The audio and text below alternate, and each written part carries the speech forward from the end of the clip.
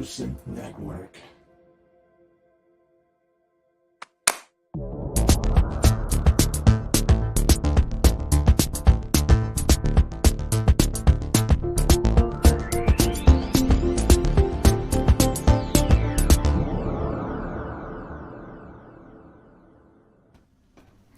Oh, look at that. Great start to the show. There you go. Left the titles up. Hello. Welcome. This is the Pro Synth Network show live. It is just gone 7 p.m. here in the UK, 8 p.m. Central European time, just gone 2 on the East Coast and 11 on the West. So there you go. I've just told you what time it is. You don't need to go anywhere now. Stay here for the next couple of hours because we've got a really, really cool show lined up for you. We've got a whole bunch of news topics. We've got some really cool guests. We'll introduce those in just a moment. Before I do, can I just ask you all, please, please, please, please, you've all been fantastic so far, and I'm sure that everyone that's watching live tonight has already hit the like button underneath because you know it's going to be a good show. But try and do it during the show because apparently that makes a difference.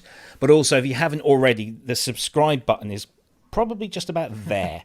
So if you want to just click that and subscribe if you haven't already, and then you can get notifications of every live show that we do, which is every week. And if you also want to help us with our funding, because we are completely funded by you guys, you can also make a donation. Again, the link is in the description below to our PayPal account. However, you can use now YouTube Super Chat and Super Stickers. I don't see what's quite so super about them, but you can donate money that way, and it really, really does help keep us on the air.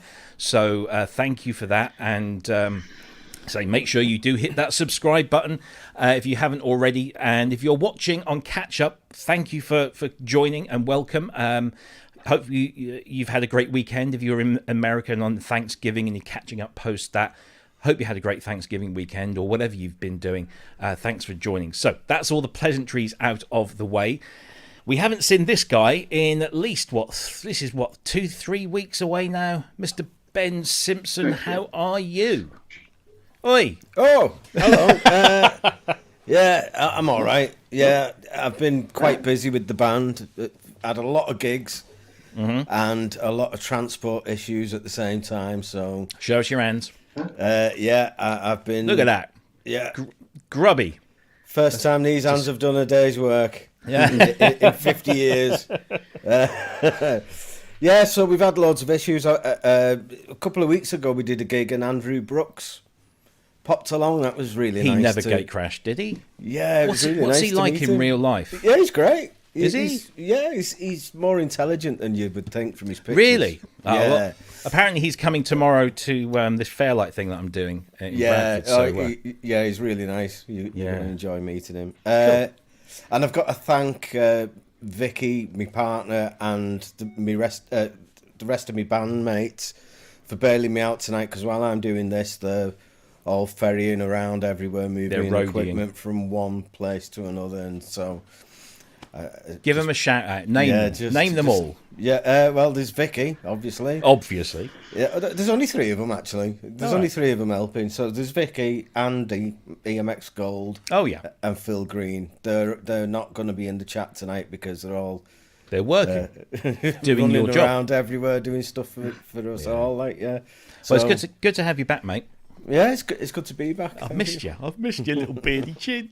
Oh, bless him. Well, there you go. There's Ben. Welcome back. Just before we come to our guests, I do want to shout out Andrew Brooks. Thank you very much indeed. I might buy you a coffee. I don't know what COVID restrictions are like, whether I can buy you anything or not. But we'll hook up and do something. And of course, good old favourite Wagyu. Thank you ever so much. Remember to take a drink every time the W word is mentioned. Yes, I hope you're all stocked up, because there will be a lot of mentioning of the W word. We'll do that as well. We've got loads of people in the chat. Thank you ever so much, all of you, for joining. Your presence is incredibly welcome. We've got, of course, Dr. Synth is here. Manny Fernandez, he's managed to sneak us in during his lunch break. That's great. Mike Metley, who we've had on a couple of weeks, last week and the week before, actually. He's in, and he got a really cool shout-out. Talking of shout-outs, he got a really cool one about his books. So none other than Tom Oberheim sent him an email saying that it was absolutely fabulous in all caps.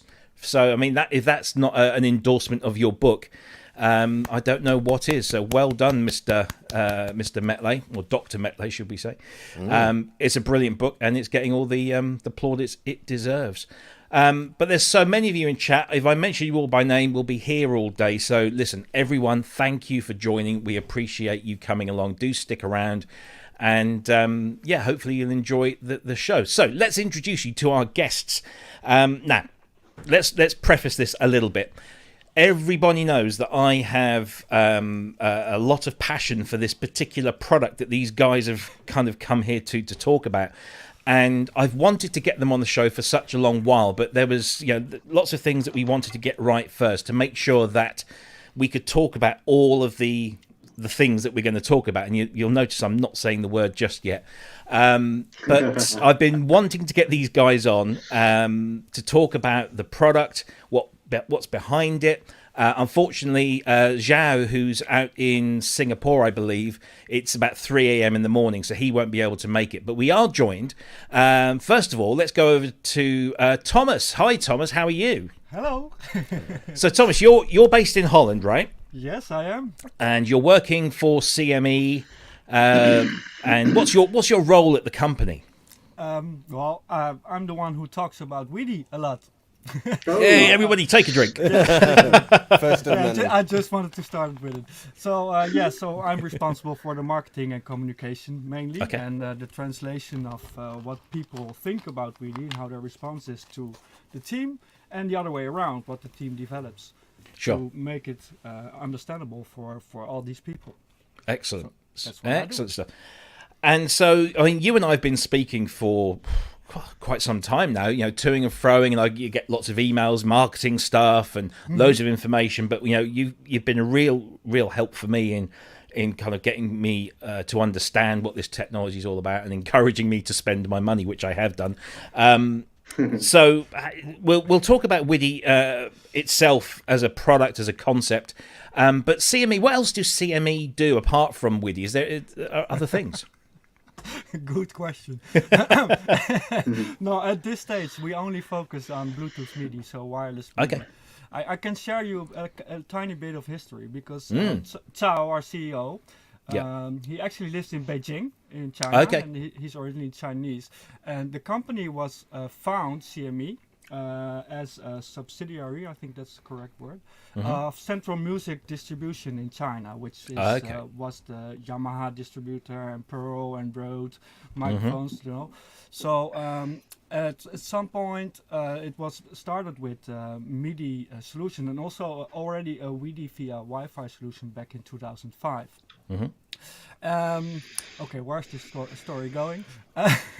So this we have been doing a lot of different products. The benefit we had is that Central Music distributed Yamaha in China, and Yamaha started distributing CME in the US. Okay. So this opened up lots of doors for our advanced technology. So in 2015, I just make a jump to keep it short. We launched the X-Key and the X-Key Air with Bluetooth 4. So that was the small that's in the back. Yes, there. yeah.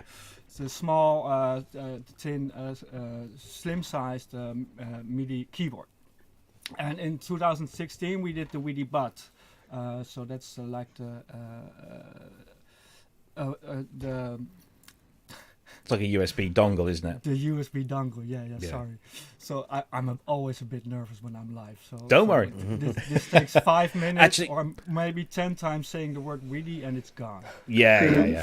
So that's the fun. So and then actually, and this is quite interesting, we did from 2016 to 2019, we focused on several software products which have nothing to do really with music technology. So we learned a lot of things from there, and especially how to work with the community to validate a product. But meanwhile, we got so many requests for a better solution for WIDI Bot Pro and stuff like that. And with the arrival of Bluetooth 5, we decided, okay, we go back to hardware, and then we we focus on the concept of WIDI Master, which is basically a Bluetooth MIDI adapter for DIN 5. So that's where we at, and that's what since end of 2019 is our entire focus. Okay.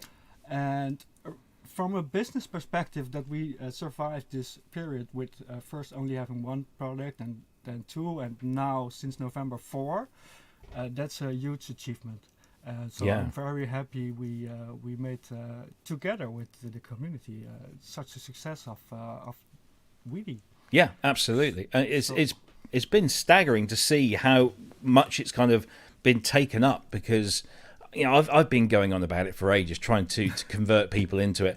But the more if I actually today when I was setting the show, I just put CME WIDI into YouTube, and there was a whole bunch of videos from not from you guys, but from people like me and others who've bought it, tested it, tried it.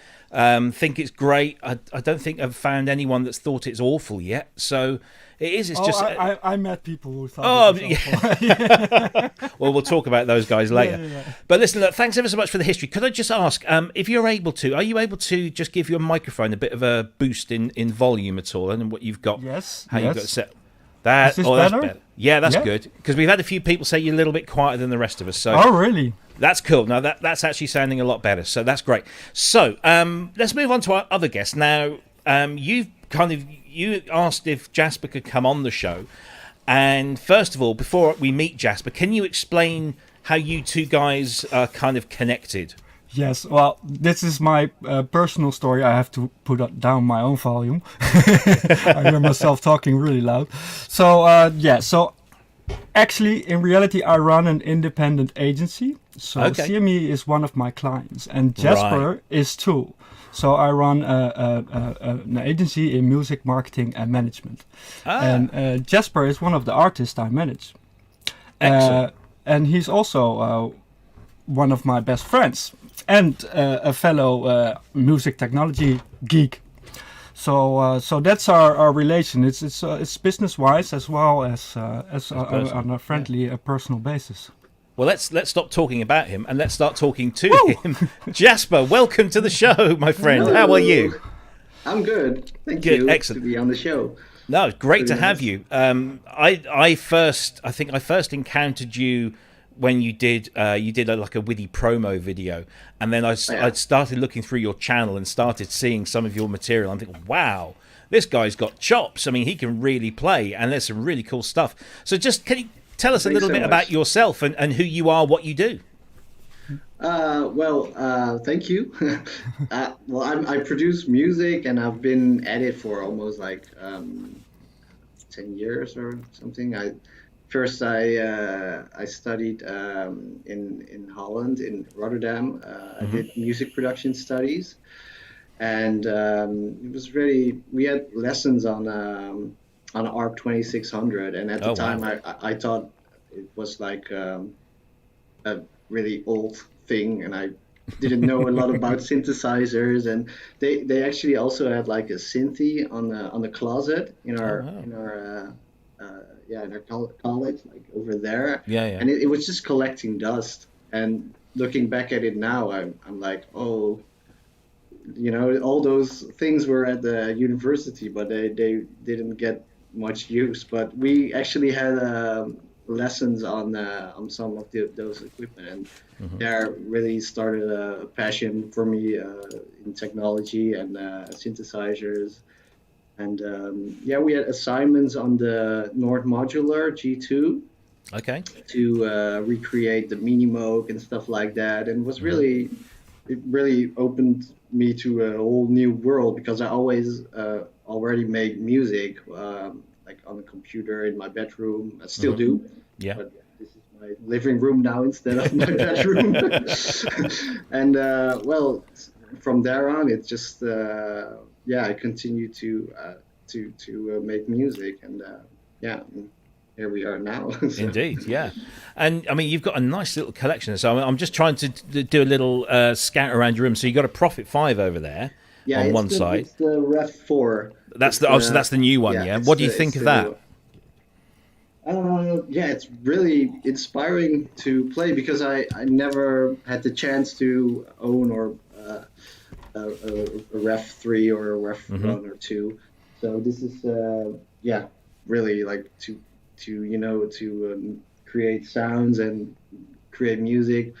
Like, you already know the history, so when I'm playing it now or like sculpting sounds, I'm already like hearing all the sounds that I listen to, you know, like my heroes, and it's like a chance to create something entirely. Well, at least I try to create something new with the Rev 4 now, but it's really good.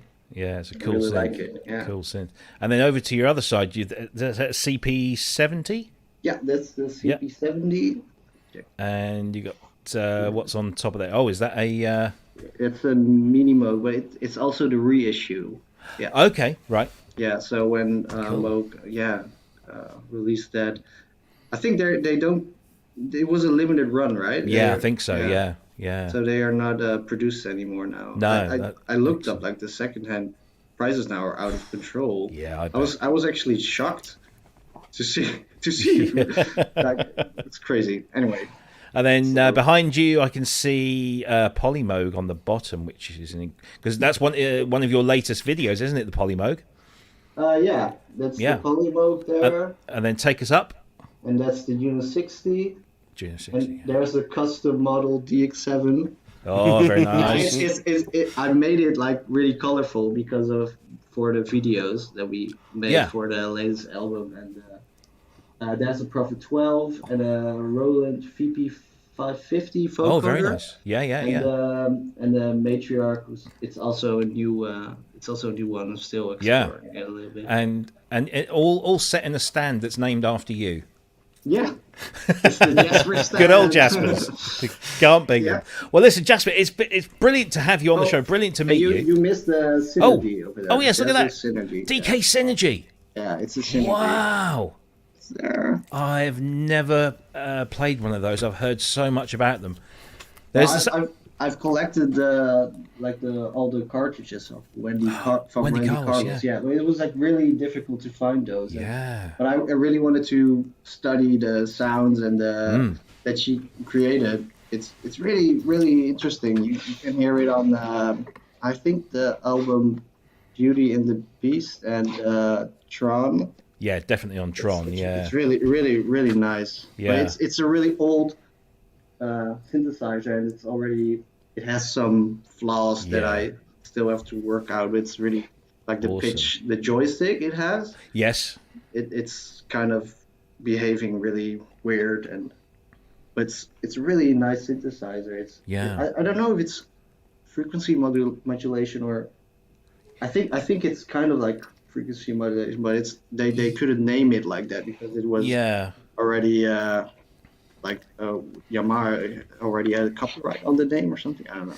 Yeah, it's definitely digital and it has an FM aspect to it. I'd say I've never really played one, but wow, what a collection! And of course, I've got to mention because the author is in the chat room, but you've got your copy of Synth Gems behind you. Oh yeah, it was a birthday gift. Ah, look at that! You see, it was a really good present. And it's a great book, isn't it? Absolutely great book. It's so good. Yeah, it's really good. Well, Mike is very happy that you've got a copy back there. So there you go. Oh, you've made him happy for today. Oh, it's really good. Brilliant. Right. Well, let's get everybody up on screen. There we go. We're all here. So I'll tell you what we're going to do. There's just been a handful of news topics this week. Because most of what's been going on this week has been Black Friday sales, so everyone's just kind of pushing their discounts and their sales. And if anybody's got any brilliant Black Friday tips, throw them into the chat, and we'll try and highlight them and let people know. I mean, I'm trying to think if I've picked anything up on Black Friday. I think I got some software, but I can't remember what now. I just kind of click on this stuff because I think, yep, that's good, I'll have that. And then it just sits in my email for a while. But I was thinking about pulling the trigger on the Mixbus 32C DAW, because I can get that for about £45, which is not too bad.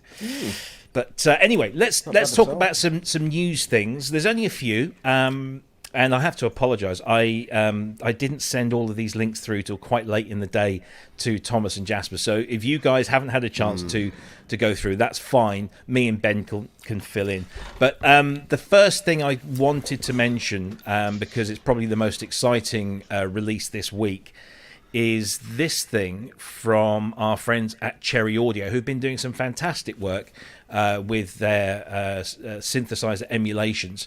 This is the new Quadra, which is obviously based off the ARP Quadra. Let's have a quick listen to the demo.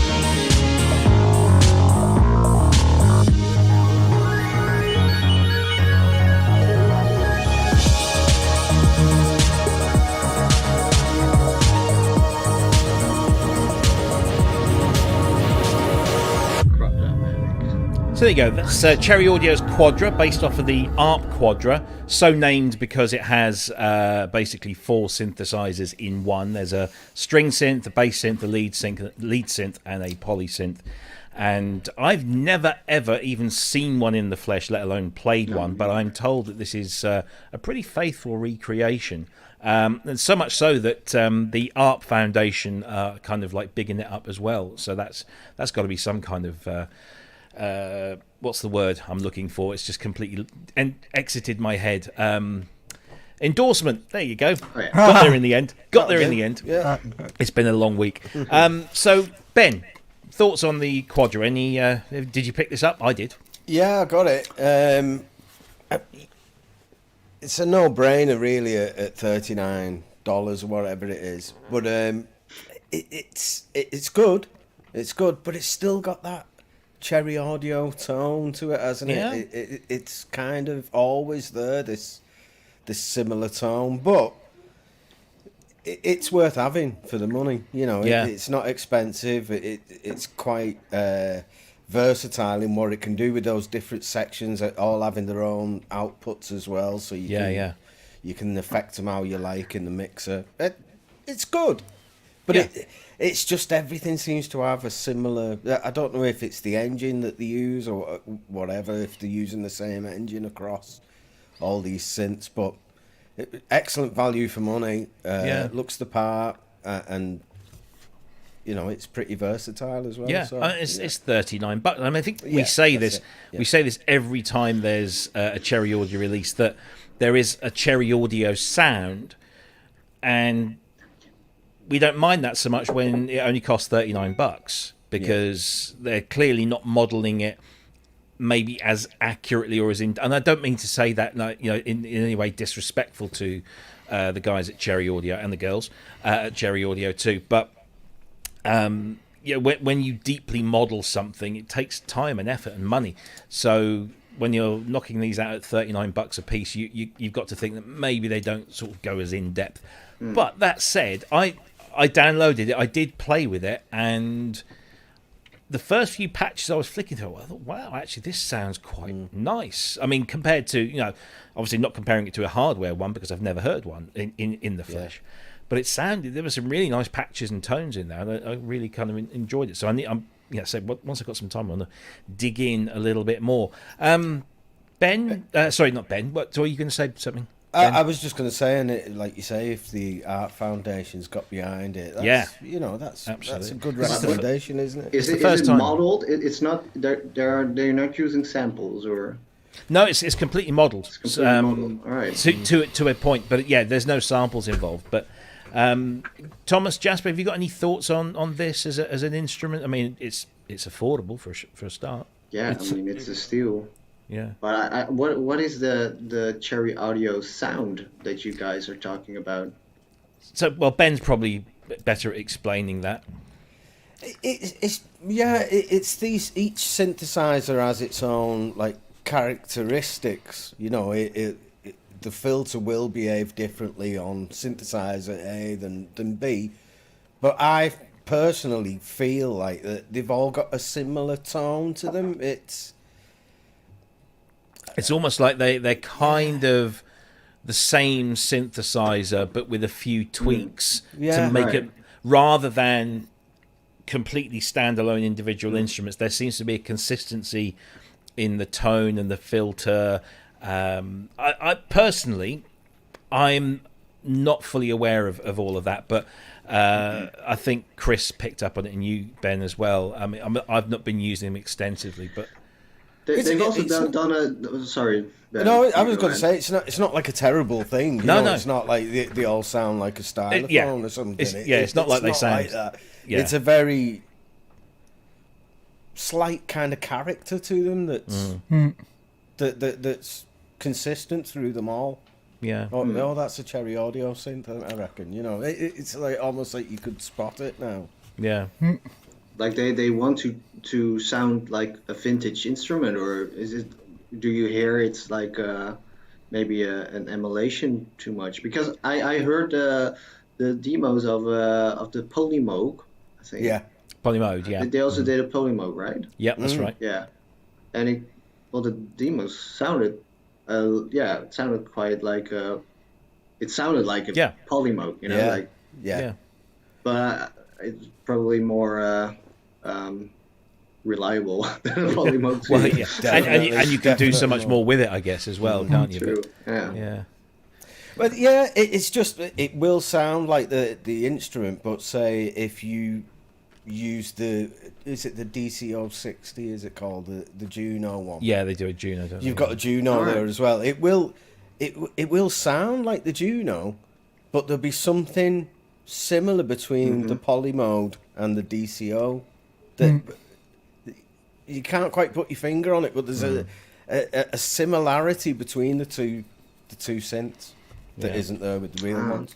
Okay, so maybe they use the same engine and then they tweak a lot of, I don't know. I think maybe they use probably a lot of off-the-shelf models, and maybe then just adjust them accordingly. I don't know. I'd like to get the guys on, and they can tell us exactly what they do. Yeah, we're speculating. Yeah. Any thoughts on this, Thomas? Well, I think they have a signature sound, which is great.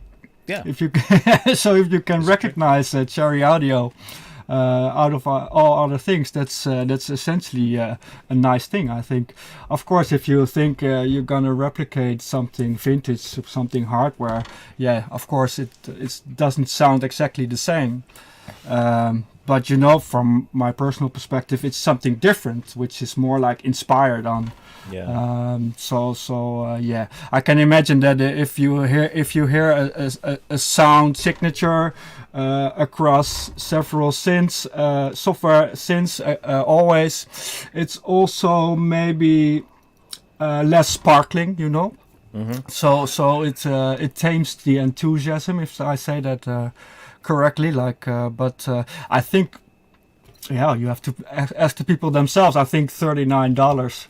Whatever it is really affordable. And I was watching the video, and I'm a marketing guy. I'm always wondering, why are there 3 people like giving a thumbs down? There are 297 people doing thumbs up. And 3, so I'm always wondering, who are those 3 people? I think it's the same 3 people. It's the same 3 people for every video, isn't it? Yeah. I mean, like I said, let's focus on the fact that it is an emulation of an ARP Quadra, which is a very sought after synthesizer. It has a strong following. People that are fans of it have used it or just like the sound of it. And of course, in Arp's history, it's a really kind of important synth in their sort of line of products that they made. And it's colourful, but it's also known for that horrible membrane cracking as well. And I think it shrinks on this one. It kind of goes. Did they have funny. the keys that were sticking out of the case too? Goofy teeth keys. Yeah, really? It had those. So kind of jutted out from the side by about sort of that much. Yeah, but at the same time, it's this really cool synth that has 4 kind of engines that can then be mixed and layered, and of course this does loads more than the hardware and is more reliable and everything. So I think for $39 bucks you can't go wrong. And of course Cherry Audio have got a particular, they've just launched this thing which is Synth Stack. So it takes their DCO 106, which is the Juno, the 2600, which is the ARP 2600, the 8 voice, the Surrealistic MG1, the Polymode, the Mercury 4, which we reviewed a little while back, the PS20 in the memory mode, and the Quadra, and you can have that for $199. So that's what's that? Oh, and also you get Voltage Modular, which is their virtual modular system as well. So that's 1, 2, 3, 4, 5, 6, 7, 8, 9, 10 synths. So it's $19.99 per synth. That's fantastic. That's good value, that, isn't it? Yeah, that's good. That's the stuff of dreams in my teenage years. If somebody said you could have that for that amount of money, I think I would have volunteered to go in suspended animation until now. From then. But I mean, there's at least 3 synths there that nobody else, I don't think, does versions of. So the Quadra, I don't think there's another memory Moog modular version. I don't think there's a Polymoog. No, I don't think so.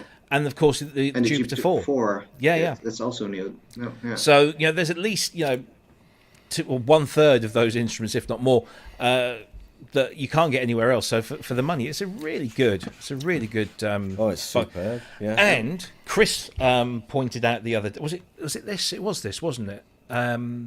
Or was it? No, it was Chip Synth. When you buy some of this stuff, they ask you, where did you find out about this? So if they ask you, tell it you find it here, and then we'll get the guys on the show. Should. It's all connections and stuff. But yeah, Cherry Audio, ARP Quadra, and of course Synth Stack. There you go. It's available now. CherryAudio.com. I believe that the Quadra is $39 at the moment, but will probably go up to $59. And I think that the Synth Stack is probably on sale as well because of Black Friday. So go ahead and fill your boots, as they say. Now then, let's see, what have we got next? Yes, so this was interesting. Now, one of the first really cool iOS musical apps, synthesizers, shall we say, was Animoog from the guys at Moog Music. And now we have Animoog Z, or Z. I guess we'll call it Z because it's American. Let's have a quick listen to this one, because this, I have to say, this is a really cool synth. Go on, play. There we go. Here we go.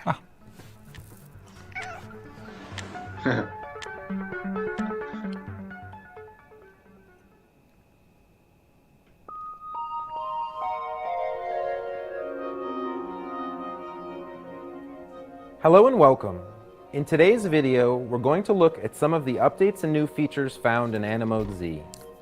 So this is kind of like an expansion, really, I guess, of the original. Path now has a Z-axis, allowing our orbs to exist. Of the original, because the original had X and Y axis where you could bounce the notes around. This now introduces a Z axis, so you kind of get this 3-dimensional thing, which is something that we're seeing on a lot of synths nowadays. This kind of 3-dimensional sound shaping. It still retains that really cool keyboard that you can, you slide your finger up and it starts to modulate, and you can move your finger across the whole screen and still, be playing a tune, even though your finger's dragging over, the list of presets. It looks like a really, really cool synth, and it works on iOS. I forget what the minimum iOS is, but it works on your iPad and your iPhone as long as it's fairly up to date. It also works on your Mac as well. If you're running 11, I think it has to be Mac OS 11, which is Monterey, isn't it? Hang on, 11. No, 11 is Big Sur. Oh yeah. So 11. So it has to be. I think it's 11 or 11.2. So it's kind of got to be a fairly up because it won't work on mine because I couldn't try it on my Macs because I'm stuck at Catalina. I'm afraid for the time being. But it's brilliant that you can go and get this, and it will work on your iPad, your iPhone, and your Mac as well. I don't know if there's any plans for PC, but I remember when the first Animoog came out. When the first Animoog app came out, it was just absolutely brilliant. It really, I think for me, it was the first great iOS synthesizer because it just did things so differently and it had a great sound. And this is, you can go and get this for free as well. There's an $8.99 in-app purchase that unlocks all the sounds and the extra sounds and the features. But you can get this for free and just take it for a ride and go for it. Does anybody, Jasper? Do you use iOS at all for making music? No, I don't. But I mean, I have to get a tablet to play this thing. But I don't understand what is it exactly? Is it like wavetables? Is it wavetables or is it? It's like because I see the movements and stuff, but what does it do? So let me just bring up this because this will probably explain it better than I can put it into words. Let me just, where are we? Moog. Find the screen. Where are you? God damn it! There we are. Right. Let's bring this in. So. Oh no! You don't want to do that. I'm sorry. This is what I don't. So I hate Moog's webpage. It looks really cool. It's a slider thing. But it goes left to right, but only if you scroll up and down. So I'm using my trackpad, and I see the website going left to right, so I want to swipe left and right. But if I do that in my browser, it takes me back a page. So I have sorry, my brain just doesn't accept this. So it's a 16-voice polyphonic synthesizer. I believe so. It's powered by Moog's anisotropic synth engine, which I don't know if it's wavetables. I think it's just like a virtual kind of analog thing. Maybe somebody more intelligent in the chat can confirm.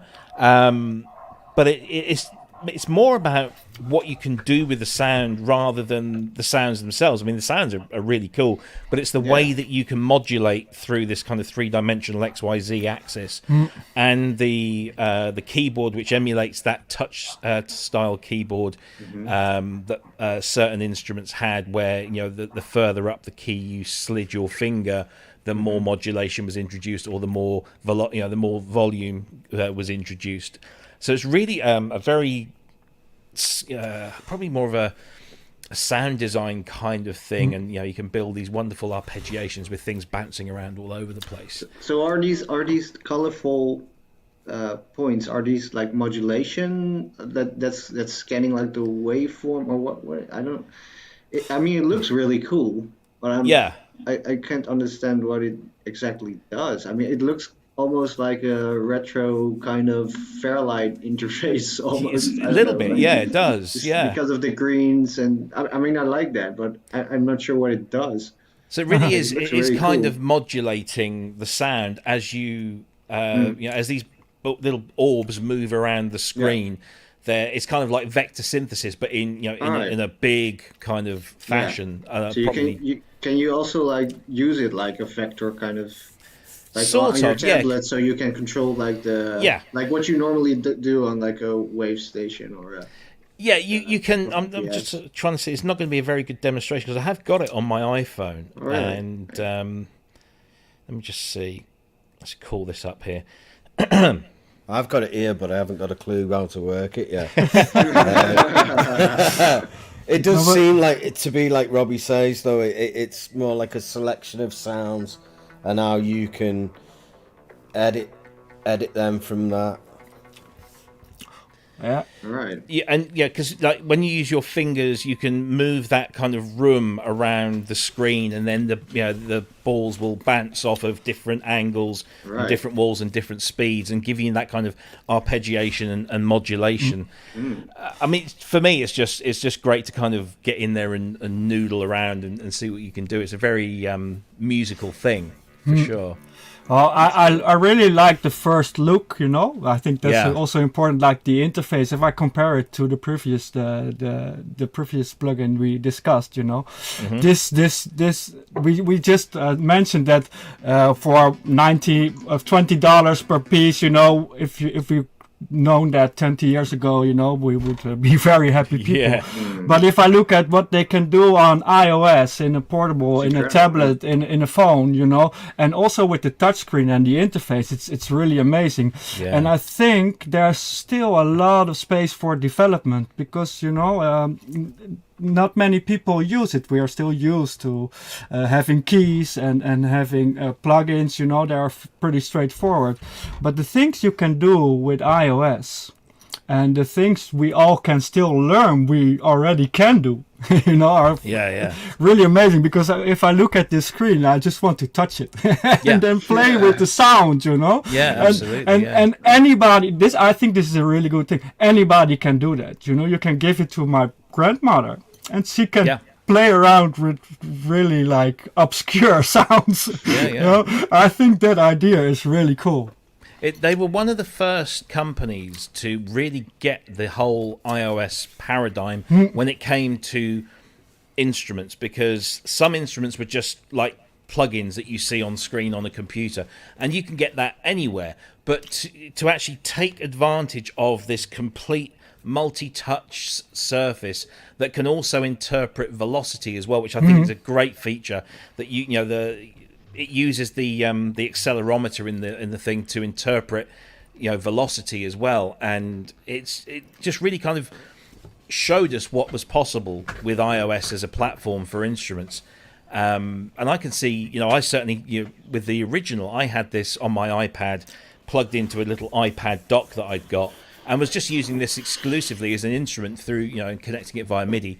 I would connect it via WIDI next time. But yeah, I mean, it was the only thing that I really ever used on iOS that was different, that could only be done on an iPad, which was really great.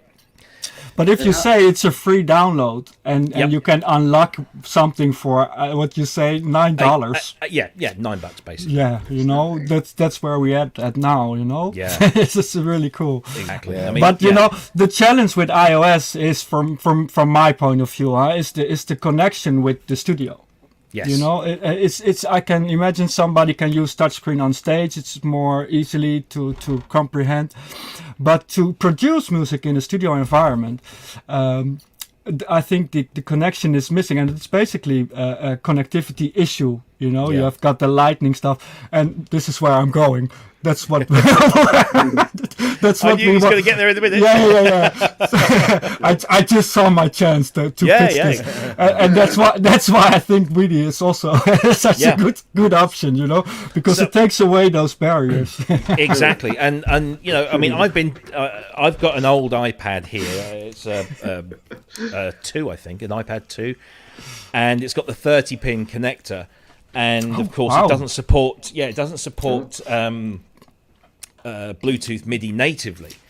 So one of the things I bought when I first got it was this thing, which is the camera connection kit. Yeah. So it's 30-pin on one side and just a regular USB on the other. And wouldn't you believe it, you guys came up with WIDI Bud Pro.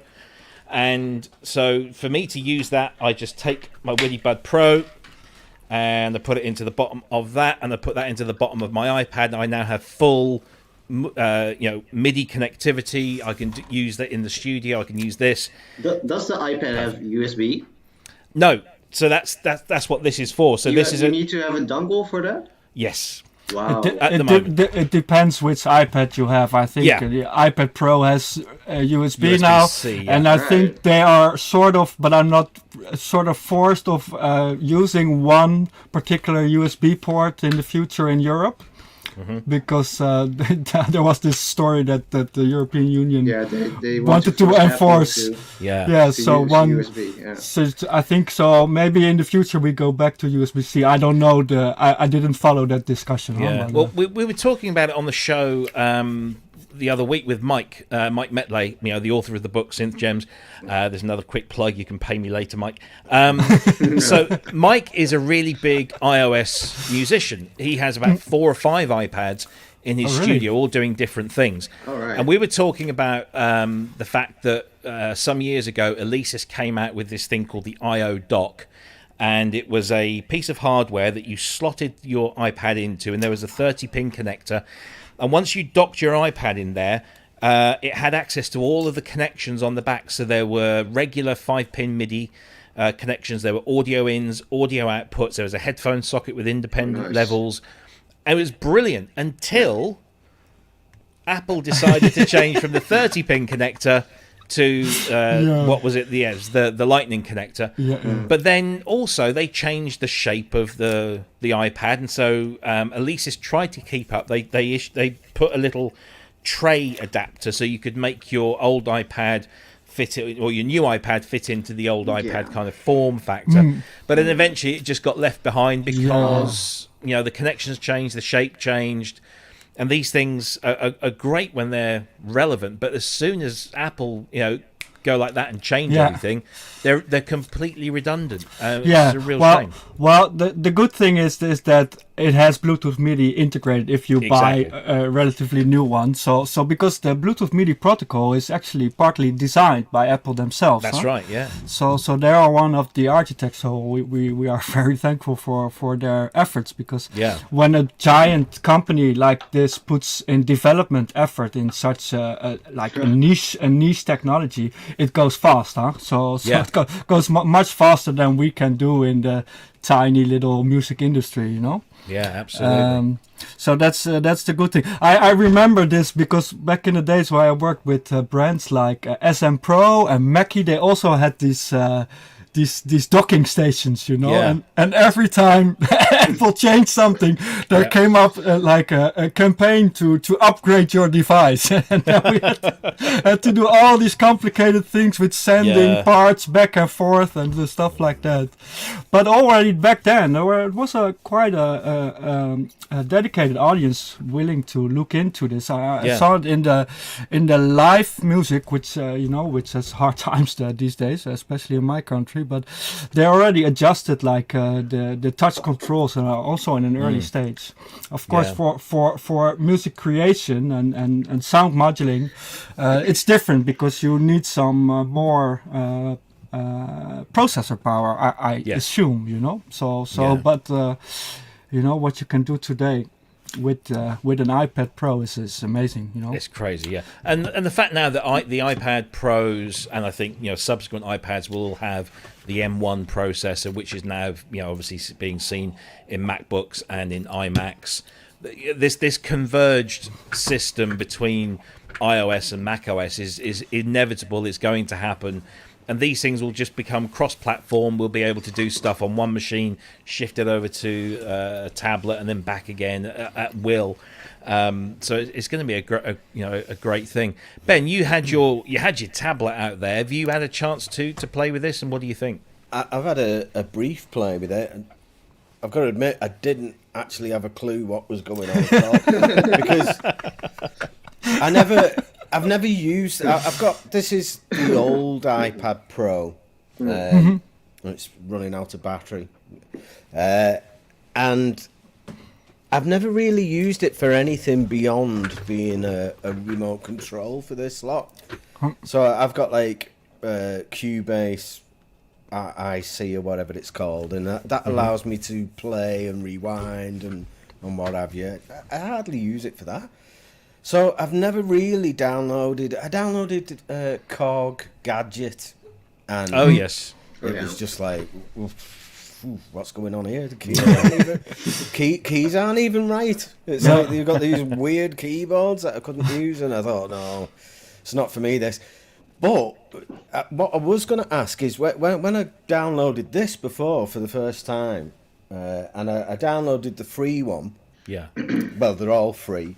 But then if you go to store, it's got this sound packs and stuff. Own built-in app store. Yeah. And I noticed that the first one is only $8.99. That's without hesitation. I'd only had it about a minute, and I thought, oh, I'm buying that. It's great. This is like so much fun, and it's like we were saying before. It's fun even though you don't know what you're doing. Yeah, to anyone. You can like you can just like draw your own. They call these orbs, but you can draw your own here like this, and it's all 3D. And when you play, it zooms around. The sound flies around these orbs, and you can. Yeah, it's really cool. It's really crazy. Yeah, I think you'd spend ages on this messing around with it. I really like it, and I was really pleased when you said that it had worked with the WIDI stuff, because I've got those, the ones that plug in the MIDI ports on the back of your synth. Yeah, the masters. So I'm gonna connect it up after for the first time. Yeah, and have a go with this because this is great. This is. I wonder, because you don't have a Rolly or anything like that, do you, Ben? A Rolly Rise? No. The only thing I've got is the Hydra synth. Yeah, I wonder how something like this, that's based in a touch world. I wonder how that might work with things like the Rolly Rise or other things that don't use a kind of. I mean, what's the one that we were all waiting for? The expressive. Yeah, that's it. The expressive is Osmos. The Osmos. That's it. Yeah. It should work with MPE, I think, because I saw some demonstrations on YouTube that they were using MPE, and it should work really well with that. Yeah, that would be quite cool. That would be very, very cool. Well, anyway, there you go. Moogmusic.com, Animoog Z. You can go and get it in the iPhone App Store, the iPad App Store, and also the Mac App Store, because it will work across 3. And if you buy in one place, you get it across all. So that's another great thing of the Apple ecosystem. You buy it once, and you get it across your Mac, your iPad, and your iPhone. So that's Dr. Cool. Mike's saying. So I have a question, Rob and Ben. If you have like this tablet, do you use it as a separate instrument, and then when you record it to your DAW, do you use the audio out of the app directly to record, say, the Animoog, or? Yeah, how do you use that? I really don't use it anymore because my iPad is so out of date. But when I did, I would. I had my iPad in the dock, which then gave me MIDI connectivity, so I could then hook it up to my DAW for triggering purposes. Right. But then also I take the audio outs of that into the DAW and record those audio outs just like you would. Basically, as soon as you put your iPad in one of these docks, it becomes almost like a standalone synthesizer with all the connections you would expect. Nowadays, obviously, you can connect up the MIDI part of that wirelessly, which reduces the need for any kind of dock or cable. And I don't know how many iOS devices still have the old 3.5mm jacks on. Does your iPad, Ben, does that have the headphone socket on it? I don't know. I've never used it. It has. It has. Oh, Yay. So you can record straight from that, or that's a headphones. It's a line out, so it's a pretty good output. Yeah. I will try to avoid that output and try to do it digitally. Why? Yeah. Because I think this is a totally assumption. But I would reckon that the converter in the device, such a small device, is not as good as you have with an audio interface you can use to connect. Well, I was thinking there was that, that Alesis I/O dock. I've got one of them as well, but obviously this won't fit in that because it's huge. But it did have a lightning connector adapter. Yeah. So if you got a lightning extender lead and just plugged it into that, it'd still work, wouldn't it? It should. In theory, it should do that. Because what happened was when they originally released that I/O dock, it was for the iPad 1 or the original iPad or vintage iPad, whatever you call it. And then they released this conversion tray for the iPad 2 because the iPad 2 was thinner, awesome. But it still had the 30-pin connector, so that went in. But as soon as the iPad 3 and everything else came out. So I think I don't think Alesis were alone. I think, as Thomas said, other companies came out with different like adapters to convert the lightning to the 30-pin to a lightning, and the iPad was just inching outside of the dock more and more and more. So it gets to the point where I'll just put a USB cable in. But I think USB-C, if that does become a standard across the board, then I think you can just connect that and do all your MIDI and your audio through that as well. So. Yeah, it'll be interesting to see. But it's I thought that iOS or the iPad platform would be brilliant for music, and then I kind of got disillusioned with it because of things changing so frequently, and I just kind of forget it. I'd rather get a synth that just works as a synth and then do it like that. More synths. Or more synths. Yeah, but when you have an app like this that is so well designed for that platform, it's difficult to ignore it. And I mean, it's good fun. So it's available now. Animoog Z, moogmusic.com. Cool. Go to the app stores to buy it. You can download it for free, and then there's an in-app purchase of $8.99 that basically opens everything up for you. Which, let's face it, I mean, if that synth was made as a hardware synth, that would be at least $1,500 to $2,000 as a hardware synth. $8.99. It's a no-brainer. It's a no-brainer. There's a couple more pieces of news I want to squeeze in before we come to these guys and talk to them about what they do. The first one is our friends IK Multimedia have been very, very busy of late. So we last week we spoke about T-Rack. So I got this wrong last week. I'm going to get it right. So there's Total Studio Max 3.5, which is like their everything collection. Then there was Total VI Max, and I called it Total 6 Max as I was just reading Roman numerals, but apparently it's VI because of virtual instruments. There was that. There was the T-Rax Fame Studio Reverb, which was also introduced individually and as part of the collection. And now we have got their new version of this, which is Syntronik. So Syntronik has been... why have I got this? There we go. Get rid of Eric just for now. So Syntronik 2 is the new collection of instruments. I don't want to call them virtual instruments because they're basically sample-based instruments. They're not software emulation. So these are all sample-based. So the downside is that it's a big download to get all of these. But they've introduced... they've updated Syntronik platform to Syntronik 2. They also now have Syntronik 2 Max that has an extra 11 instruments. I think you have 33 instruments in Syntronik 2 Max, 22 in the regular version, and then there is a light version that has like 11 of those in there. And they've really gone to town in terms of adding some very unique instruments. There's a really, really cool interface, very nice and clean and flat, easy to understand, and then each of the instruments has its own kind of 3D, skeuomorphic kind of interface. Oh, wow.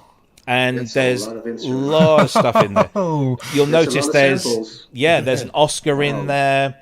There is a Yamaha GS1, which I was quite interested to look in, given my leanings towards FM. There's Obi-Wans, there's Andromedas, there's PPG Waves. Spot on, aren't they? The graphics, they're really nice. They're kind of really accurate without being spot on accurate. You can tell what everything is instantly just by glancing at it. It's very, very cleverly designed. And they're pretty reasonably priced. So the standard version is $199 down at the moment from $299. And for the same price as you would pay for the full version of Syntronik 2, right now in the sale, you can get Syntronik 2 Max. 200 gigabyte. That is... it's a ton.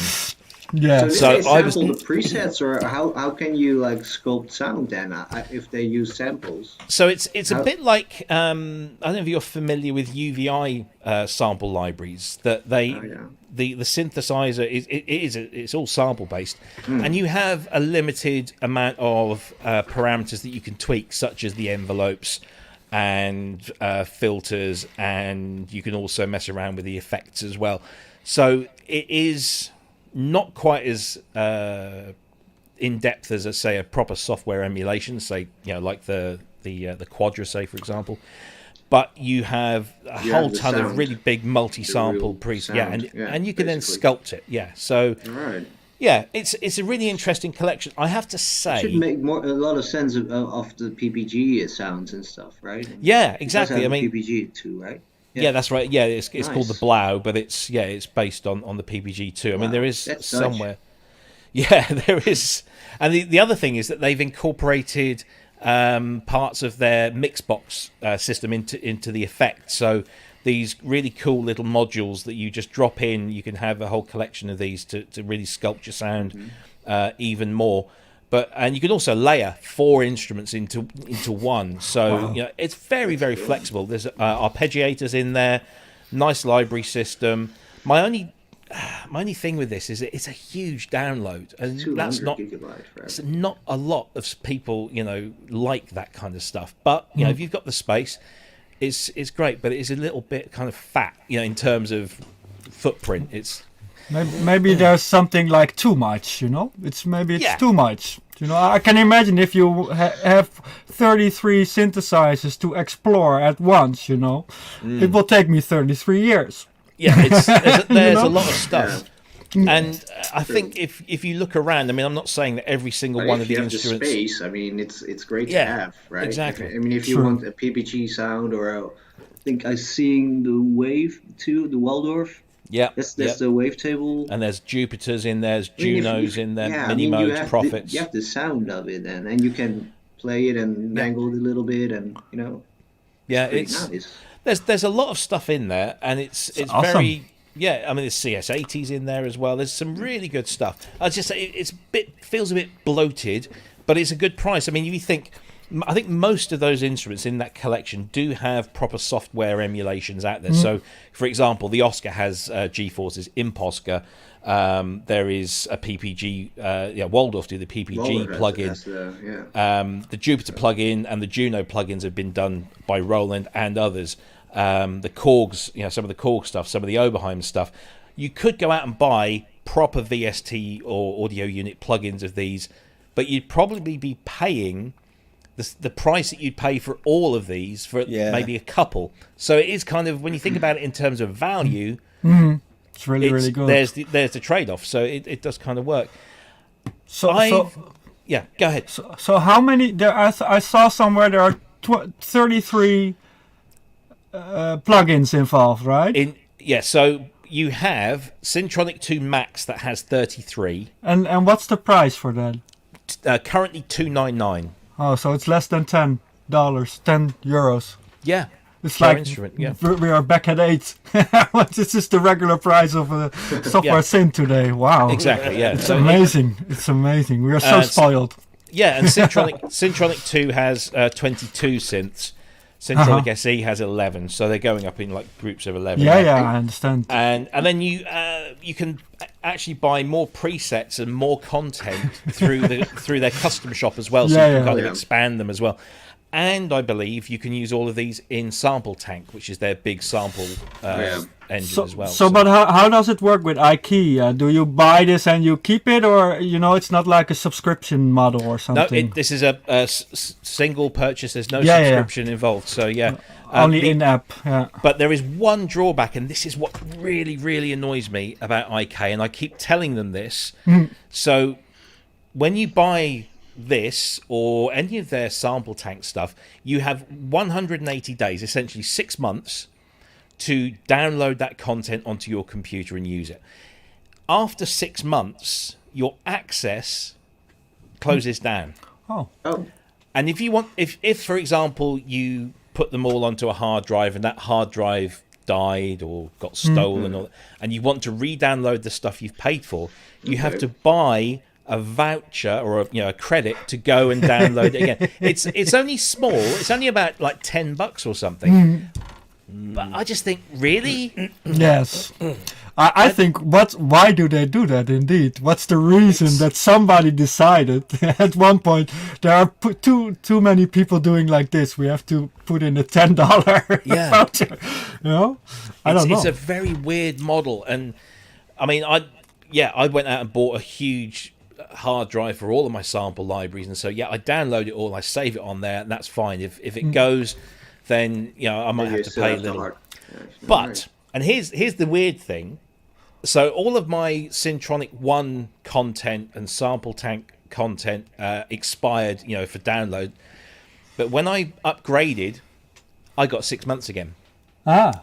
So I didn't have to pay to re-download. I just bought the new thing, and it just gave me the access again. It's very odd. It's kind of, it feels like a 20-year-old system of protecting your stuff, and I just think they could do something a little bit more flexible that didn't require you to buy access to stuff you've already paid for. But there you go. Do they offer like a boxed version, like on USB, or because I know No, I don't think they do. No. It's all Spectrasonics does that, and it's also like a really big size, and they offer like a USB stick. That's right, yeah. Coding libraries as well. So. Native Instruments, they do that. So they expect you to download 200 gigabyte, make a backup, so it's 400 gigabyte. Yeah, essentially. Something like that. Yeah. Essentially, yeah. I'm not keen on that. No, it's odd, and it's the one thing that really kind of disappoints me about it. The rest of it's all cool. It's bloated, but it's worth it because the cost for what you're getting is pretty cool. But anyway. they make cool stuff. Yeah, they do. They really do. They really do. So they've been really busy. Syntronik is available. Syntronik 2, should I say, is available now. Various different packages from. They also have a Synergy, right? Sorry to. I think so. There you go. There is a list of synths. Let me just bring this up. Where are we? There is a list. Sorry, my screen. Here we go. Right, so let's bring this onto screen. Right, here we go. So, Octave Cat, GS1, Korg DW8000, Oberheim Matrix 12, Waldorf Microwave, Oberheim OB1, Oscar. There is a Prophet VS. There's a Moog Source. The DK2, there you go, Synergy DK2, Korg Trident, SY99, Yamaha, PPG Wave 2.3, Moog Taurus. Nice. Yeah. Right. The JX, Roland JX, there's the Andromeda, the ARC 2600, Juno 60, Jupiter 8, Modular Moog in the EMSVC3, that's kind of a blend of stuff there, I think. Mini Moog, Memory Moog, Monopoly and Poly 6. Yeah, I mean, you get the idea. I could go on. There's lots of stuff in there. So much, and there's some there's some stuff that's kind of overlapping with other people. There's stuff that's there that isn't, and so it's kind of worth it. But yeah, 22 core instruments, and then they add another 11 if you go for the max version. So and the GS1 as well. Yeah, the GS1, which unfortunately I didn't get the max edition. So there's only a few patches of that, but you can buy each of these individually if you want for like between 50 and 80 euros each, or you can just buy the pack. Yeah, so it's a really nice kind of collection of stuff, and it's available now from IK Multimedia direct from their website, and you can use your jam points. And also, don't forget, if you own IK Multimedia software already, you are liable to get a discount on those prices as well. So that's always good. Now then, let's see. There was this. I just want to mention this. We're not going to go into huge amounts of detail because nothing really massive has changed. Although if you are an Apple M1 user, you might disagree. But Arturia have just released V Collection 8.2, and this gives us a bunch of upgrades. So native M1 compatibility, which is a big thing. More micro tuning for the clavinet, the Stage 73, the DX7, and the piano. It's had a big upgrade with the GUIs and the animations. So they're the big 4K interfaces now with lots of smoother, load faster. Preset loading is now twice as fast, which is interesting. So some really nice little feature upgrades there. I'm a huge fan of V Collection. I think it's probably the best collection of instruments, and I'm glad they haven't gone down the subscription path, although I think that's probably going to happen at some point. But they are still perpetual license. You buy it and then you can buy an upgrade. And currently the upgrade to this, they've just knocked it down to 199, I think, so you can upgrade from the old versions. But yeah, it's it's really good collection. And 8.2 is a free upgrade to anyone that already owns V Collection 8, so it's all free. Just download it. I think if you have the whole V Collection, it's took me about a couple of hours on a fairly fast internet connection to update everything. But there's a good bunch of stuff in there. Do any of you guys use V Collection? Are you? I do. I use it all the time. Yeah. There you go. And M1, either of you M1 users? No. Not yet. No. Ben? No. I've not got anything M1, but I did download the updates, and I think mine downloaded about half an hour. So I think because when I did mine, I got all my instruments. I think they also did the effects. There's a whole bunch of effects. Oh yeah, I haven't upgraded the effects, but I think like the tweaks are nice. The graphical tweaks are superb. Yeah, it made a big difference, and it does feel a lot less clunky. And obviously, there's no apparent difference in sound anywhere, but. Doesn't really need it. It does a good job of what it does, doesn't it? You know, I think it's one of the it's one of the best kind of synth collections out there. When you think of value for money again, and these are proper synth emulations. Is Pigments part of this? Because I've got Pigment. Oh, you've got to buy that separate. Pigments is still separate, as is SQ80V, which they released a little while back. Oh, that's still not in the collection. All right. No, I think I've got that as well. Yeah. What they tend to do is like they did this with the Oberheim, didn't they? They released it as a separate thing and then built it into the next major upgrade. So I reckon with V Collection 9, which must be sometime next year. SQ80V will come in, and there'll probably be it's usually another 2 or 3 new Casio additions. VL1. Casio VL1, yeah. Does any of you guys use the plugins, the effect, the effects and stuff? Because I'm not familiar with. They are really, really good. They're good. Right. They are, good. They're really, really good. Very, very good indeed. But it's not part of the V collection, right? Or is it? No, you have to buy it separately. There's the FX collection, and then there's the V collection, and you can buy them as packages, or you can buy the individual instruments or effects. So, it's such a really, really good collection of stuff, and just nice that it's had a little upgrade, particularly for the M1 users, which doesn't affect anybody here, but I'm sure there's lots of people screaming for that, and I think by the time I get on to M1, everything will be compatible, and they'll probably be on to M2 or something. I just want to say big shout out to Mike Metley. Thank you ever so much for your contribution. That's much appreciated. Right, so I don't want to run out of time here. So what else was there? There was there was one more thing that I have to mention because if I don't, Chris, who isn't on the show this week, because you might have noticed he's not here. He is having a big Thanksgiving weekend with his family, so that's cool. However, let me just. He wanted us to mention this, and so I will. Valhalla, who makes some really cool effects, have just released a free update to their free Supermassive reverb delay plugin. So that's completely free of charge, introduces 2 new modes, Orion and Cassiopeia. So you can get that 1.5 update for free. There is also one of their paid ones, and again, their paid ones are only $50, and they're some of the best effects. Absolutely. Definitely. So Vintageverb has just had an upgrade as well, introducing Cathedral mode in there. So that's 2.2. So if you are an owner of Vintageverb, that's a free update, and if you're not, you can buy the thing for I think it's $50. So it's really, really good. Go and check out the demonstrations on there.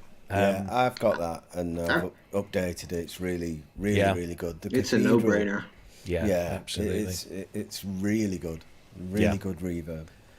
So they're out now, and the website is valhalladsp.com, and you can buy everything from there. I think that's pretty much. Oh, there's one thing I want to mention. We won't go into huge detail, but I did want to put this out there because it's very interesting to those of us who are into, I guess, what is now called spatial audio. I've been calling it multi-channel audio or surround sound for like the last 20 years. But there is some free tools that you can now get, which have been developed by or in conjunction with. Oh, look at that! No news articles found. That's not very good, is it? Let me see if I can refresh that screen. There's nothing in the search box as well. This is just what on earth is going on here? No, it's just completely throwing me out. Basically, anyway. We'll talk about it a bit more next week. But Imperial College London and Abbey Road Studios have developed a bunch of binaural DSP tools that can be used as VST plugins. There's also source code, so if you want to build this into an application, you can do that as well. It's all open source. It's all free of charge. And I would give you the link to Sound on Sound, where I got the news from. But I think if you are a member of our Facebook group, you'll find a link in there. Hopefully that link will work and not this one. There goes my professionalism out of the window for tonight. Right. Okay. It is indeed. Right. So let's talk. Everybody get a drink. Let's talk WIDI. I'm already finished. Get a refill, everyone. There's going to be a lot of WIDI. So, let me just try. I'm trying to think now. It must have been about a year, maybe 2 years ago, that, or 18 months or so, that I heard of some company called CME, whose name was in my radar because I remember their controllers, who developed this thing called the WIDI Master. Amazing. Yeah, and I thought, what's this? It wasn't that I didn't know about virtual or wireless MIDI before, because I'd seen Yamaha's effort, and I think some other people had tried it, but I'd never tried anything like that myself. And so I came to this and thought, well, how good can this be?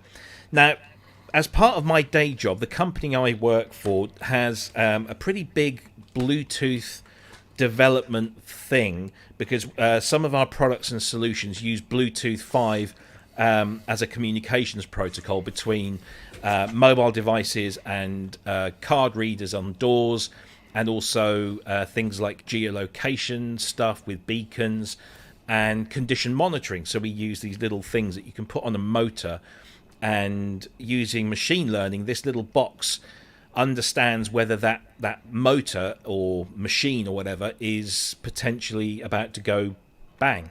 Because it will notice little temperature rises, and it sends a little Bluetooth signal out, and it goes around the network. So I know that Bluetooth 5 has come on leaps and bounds and has done some amazing things. So I was interested when I saw that these were using Bluetooth 5, because I thought, that's reliable stuff. And I saw the advert, and I thought, well, in for a penny, in for a pound. They've got a 50% offer. If you express interest, you'll get 50% off when your order comes through. So I ordered a handful of these. I think I ordered maybe 6 pairs or something. 6 WIDI Master packs. And I loved it so much, I bought the company. No, I loved it so much that I bought some more. And so I started using these little things. So this is the main bad boy here. This is the WIDI Master. Yeah. And this plugs into your 5-pin DIN MIDI socket, which pretty much everything has. And with the little extension, which is just this little thing here, you connect that to your in port, and then you have this full capabilities. Now you need two of these units, one on each end, to give you the equivalent of a MIDI cable. So instantly you think, well, that's full price £69 or €69 per device. That's like £140, or a MIDI cable for 10. So if you think about it that way, it seems crazy. But when you think about the benefits, it's just the price is kind of is worth doing. Even if you're only going to do one instrument to one instrument, it's just so much fun, and it works straight out of the box. There's literally nothing you have to do. You just plug it in and go. Then they bring out this little thing, which is the WIDI Jack. Now, the WIDI Jack is exactly the same technology as the WIDI Master, but instead of it being a 5-pin connection, you choose the kind of the jump lead, should we say, of your choice, and get out of this brilliantly designed packaging. So on the bottom there, you have 2.5. Are they two? No, Two and a half. Two and a half mil. That's it. Yeah, 2.5 mil TRS sockets, one in, one out, and then you basically choose the adapter of your choice. So you can take one of these 5-pin adapters and use one of these on a 5-pin instrument, or you can go 2.5 to 3.5, or 2.5 to 2.5, or 2.5 to MIDI DIN. Mini DIN, or basically just choose this, and you can connect it to the instrument of your choice. It even has a little magnetic disc that allows you to stick it onto something. Let me just unplug this so I don't rip everything out. So this is my Live and XFM, and it has its 5-pin MIDI ports on here. But if I put the WIDI master in, it kind of sticks up a bit too much. So this is ideal. So I just have my WIDI jack on the back with a little magnetic thing, and now this is fully wireless, and I can take this anywhere I want to go. So that was the second thing. Then, because this goes on, we have WIDI U host. And also, I might as well bring in this little baby as well, because these are essentially kind of the same sort of thing. So, if you have USB MIDI, which many instruments do nowadays, the WIDI U host allows you to connect to the USB MIDI connection and get the same benefits on those instruments. Now, there aren't many instruments that are only USB MIDI, but there are some. But also, lots of people prefer to use USB nowadays. So here's the option. So the WIDI U host, instead of having 3.5 mil sockets, 2.5 mil sockets, get this all right. Again, struggling to get it because this one hasn't, I don't think, has actually come out of the packet since I bought it. There we go. Right. On the bottom, you have 2 USB-C connections. And again, the same thing happens. You just get the lead with the corresponding USB-C on one end and then the USB-A or B on the other. And you can connect this to any kind of device that's USB. And finally, we have this. My room is a mess now. I've got things all over the floor. Finally, I say finally, there is one more, but I haven't got that here.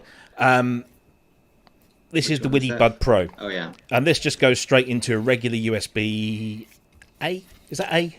I can never remember. Yeah, A. Yeah. So this can go into your MacBook, your laptop, into an iPad using an adapter. I've got one on my iMac, and it does exactly the same. It just gives you full USB sort of WIDI connectivity. The benefit of this is that if you're using a WIDI synth to a computer, if you've got a Mac, they support Bluetooth MIDI natively, but this supports it better, and you get a stronger and more secure connection using one of these. If you're using a Windows machine, this is essential because Windows doesn't natively support Bluetooth MIDI. I don't know about Windows 11 yet, but this will make your life so much easier if you want to go in that direction. The fifth one, which I don't have here because I have no need for it, is there a fifth one? Yeah, is the actual board that you can build into your own creations. So it's basically the internals of one of these essentially that you can then build into, because we were suggesting this to Kent Spong, who's currently designing his monster anaglyph synth. Why don't you build WIDI in? And he said, "Oh, maybe I could." Yeah. So that's technically possible to build in WIDI in a synthesizer. Yeah. Yeah. It's the Bluetooth chipset with the firmware in it. So you can purchase the core. We call it the WIDI core. It's essentially the technology. So any DIY or any professional developer can work with WIDI integration. Would you be more happy? easily? Would you can have a CME be? CS80.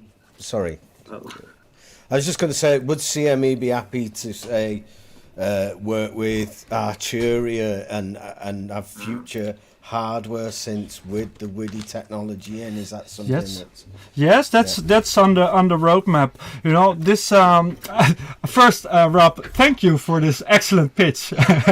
I think you have done a better job than I could have. So thank you very much for this. You have my resume in the post. So basically, the idea behind WIDI is to deliver a wireless Bluetooth MIDI technology because we can do it with today's Bluetooth 5. Yeah.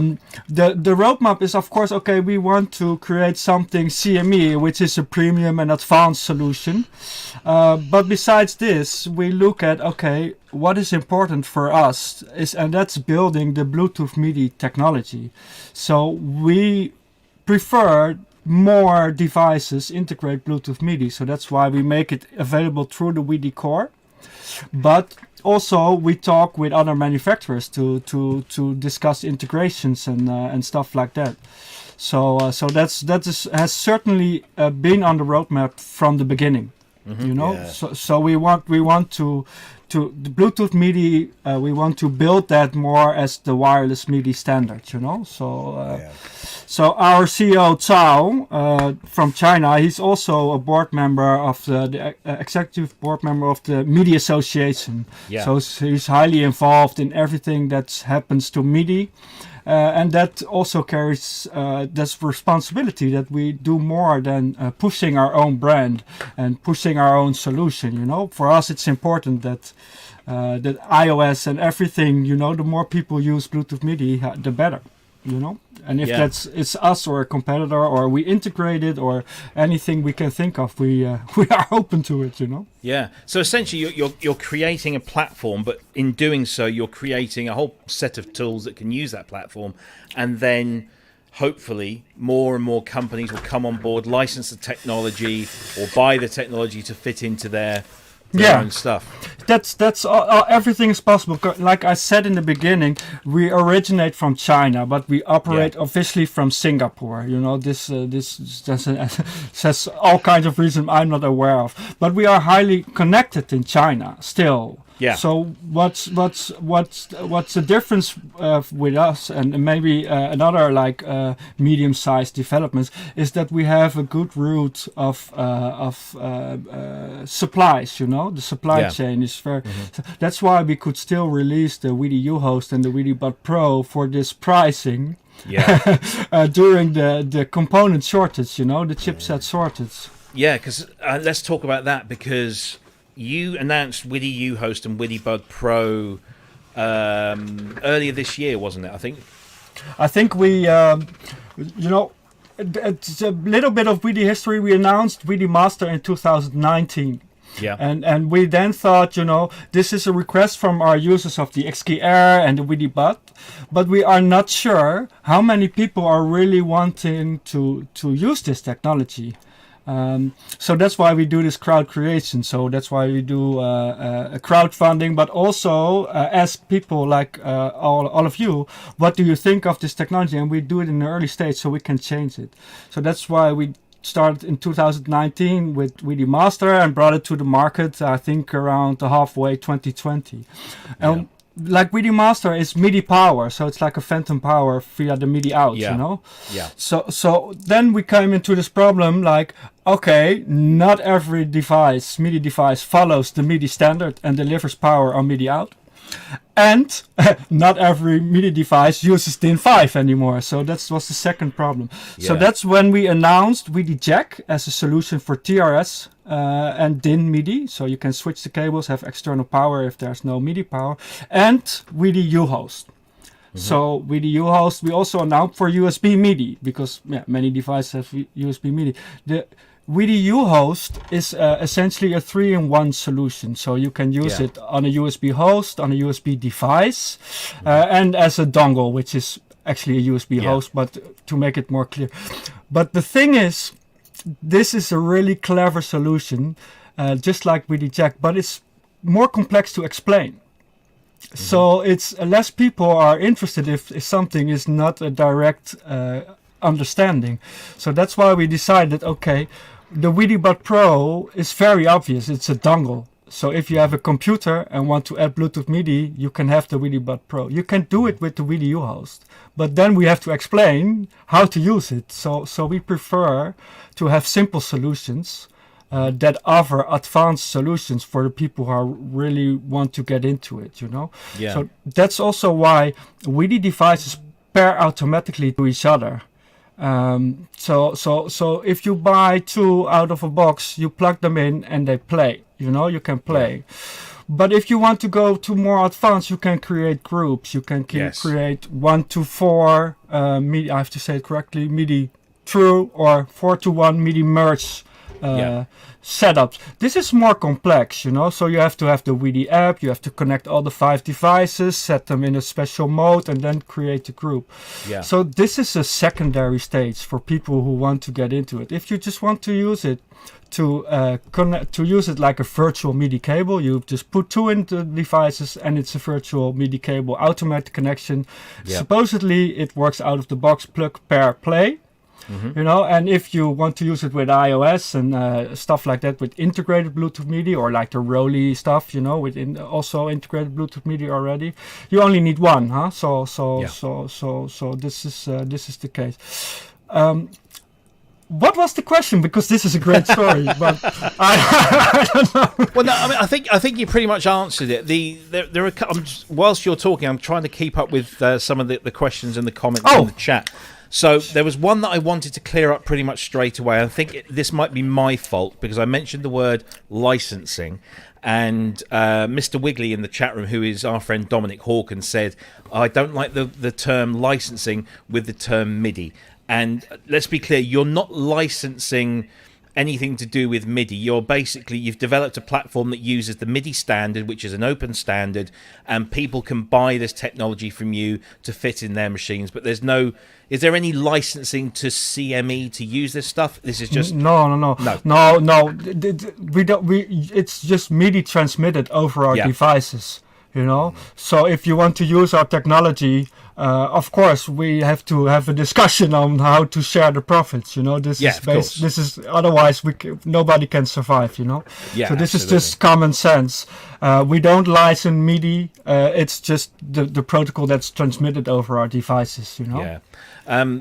Manny Fernandez in the chat, who's known as Dr. Synth, says, will the X-Key Air pair with a WIDI device? Yes, that's the answer to the question is yes.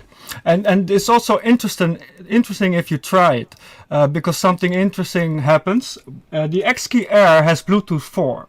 Yeah. While the WIDI devices have Bluetooth 5. So if you have 2 WIDI devices, they will pair almost instantly.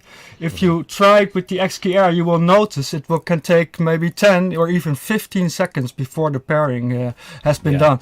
This shows the amazing speed the Bluetooth technology evolves. You know, it's crazy. Yeah. And this is why as soon as I saw this was Bluetooth 5, I spent 2 days in Stockholm with a bunch of guys who bored me to tears explaining how Bluetooth 5 works. But it stood me in good stead because now I understand the whole channel hopping that it does to make sure that it's always got the strongest connection, that it's really fast. And it just kind of made absolute sense.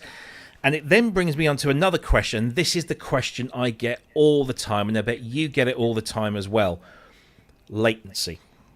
So that's obviously, when you're talking about transmitting things across radio waves, latency is always going to be an issue. And, of course, when you are dealing with MIDI, where you're hitting a key and you expect that sound to happen as soon as you hit the key, it's really key. Now, really key. So whenever people say to me, you know, what's the latency like? I say, it's great. In my situation, it's absolutely brilliant. In this room, where I've got, as I showed you guys before we came on air, I've got all this stuff connected to WIDI. It pairs just like that, and the latency is imperceivable. Of course, there is latency there. There's always going to be some kind of latency, but you guys have tested it and got as good as around 3 milliseconds. Now, that's not constant. There have been examples that if you get further away or there's much more interference, that latency might waver just a little bit. But it's always been, you know, this kind of issue with, you know, when talking about this stuff. Oh, I bet the latency's rubbish. And I say, well, it isn't. I can tell you. I've been using this stuff for a year. I mean, in this environment. Now, because of the timing of the launch of WIDI, it kind of coincided with this horrible thing that we have at the moment, which is a global pandemic, which means that like live music has been shut down for such a long while. And lots of people wanted to know how well these worked in a live situation where you might be in a venue, 500, 5,000 people, whatever, all with mobile phones. You've got local Wi-Fi. You've got microphones using radio waves, all operating on 2.4 gigahertz. How are these things going to stand up live? And to be honest, I've not heard any reports of how well. I've seen some small, some people who play small gigs say I've had no problems. I've seen one or two say they've had a few issues, but I guess really the important thing to remember is that this isn't a complete replacement for MIDI cables. This is another option for people to use. Mm-hmm. Would you say that was a fair assumption? That's completely fair. It's if you want the lowest possible latency over a small distance, go for a MIDI cable. Yeah. But it's the same discussion we've had about should you use WAV or MP3 files, or do you use vintage hardware synths or software emulators? There's always a discussion about innovation, and it's good. So I can tell you from the manufacturer point of view what the latency performance is and stuff like that, but it's also about the perception of the actual MIDI end user who uses it. So latency experiences in a wireless environment can also be about the environment and the obstacles, and also about the devices you connect, Yeah. So it's a very difficult discussion to have. So that's why we chose from the beginning, okay, we let the people tell our story. If you like it, tell us and tell others, Which is what I've been doing. Yeah. So I can understand completely, because I've been using Bluetooth audio speakers for a long time, and from an early time, just in my living room, and it was always trouble with connection. And then I didn't understand: is it connected now? What does the green LED mean? Yeah. And then there's a huge latency when audio is transmitted over Bluetooth. Yeah. What we do, our team knows two things really well. We know MIDI and we know wireless. So that's why we know what you can do with Bluetooth 5 today. Yeah. So with WIDI technology, anybody can use Bluetooth MIDI and build their own technology around it. It's open. But what we specified, we wanted to be used in as many cases as possible with all the MIDI messages available. So we wanted to build that technology to be available for both enthusiasts, but also for professional users. To give you an example, Chicago band from the US, they are using WIDI on stage. Yep. With their guitar and in their show. It's a professional engineer who of course is responsible for this. So so that's a simple proof. We didn't ask them to use it; they just bought it. Yeah. And that's the different thing. And I think this goes the same. That's why I asked Jasper. Jasper's my friend, but he's also a musician, but he's not really a MIDI fanatic, So that's why I'm curious. Okay, I give you 2 WIDI masters, and can you find out if it works and what it does for you, Yeah. So and these responses are really important for us. So with our latest firmware, because it's a new technology, we keep evolving it, So the facts are, you have 2 main competitors on the market, which is the Yamaha MD-BT01, which is Bluetooth 4, and the newer Roland WM1. It's funny, because within our measurements, the latest Roland WM1 is outperformed by the previous 4-year-old Yamaha MD-BT01. Wow. So Yamaha did a really great job to open this market. It's really important. It's actually also from another small Japanese manufacturer who has been working on this. So they, Japanese know MIDI. Let's say it like that, But so that's very interesting. What we can do now with the WIDI U-host. And then we talk about USB MIDI to Bluetooth MIDI, which is then USB MIDI is slightly faster than DIN 5. So we can do reduce at lowest. The latency is 3 milliseconds. You know, at the highest at this stage we can do 7. You know, so the jitter is about 4 or 5 milliseconds. Yeah. You know, if you ask me, I cannot locate that in a double-blind test or anything. I could not say in a double-blind test, this is a cable and this is Bluetooth MIDI. You know, so for me that's the way. But if you, I can understand. You know, if you work with cables and they work for you, why would you change? You know. Yeah, exactly. So I get that. You know, but I have some good reasons why you should try it at least. You know.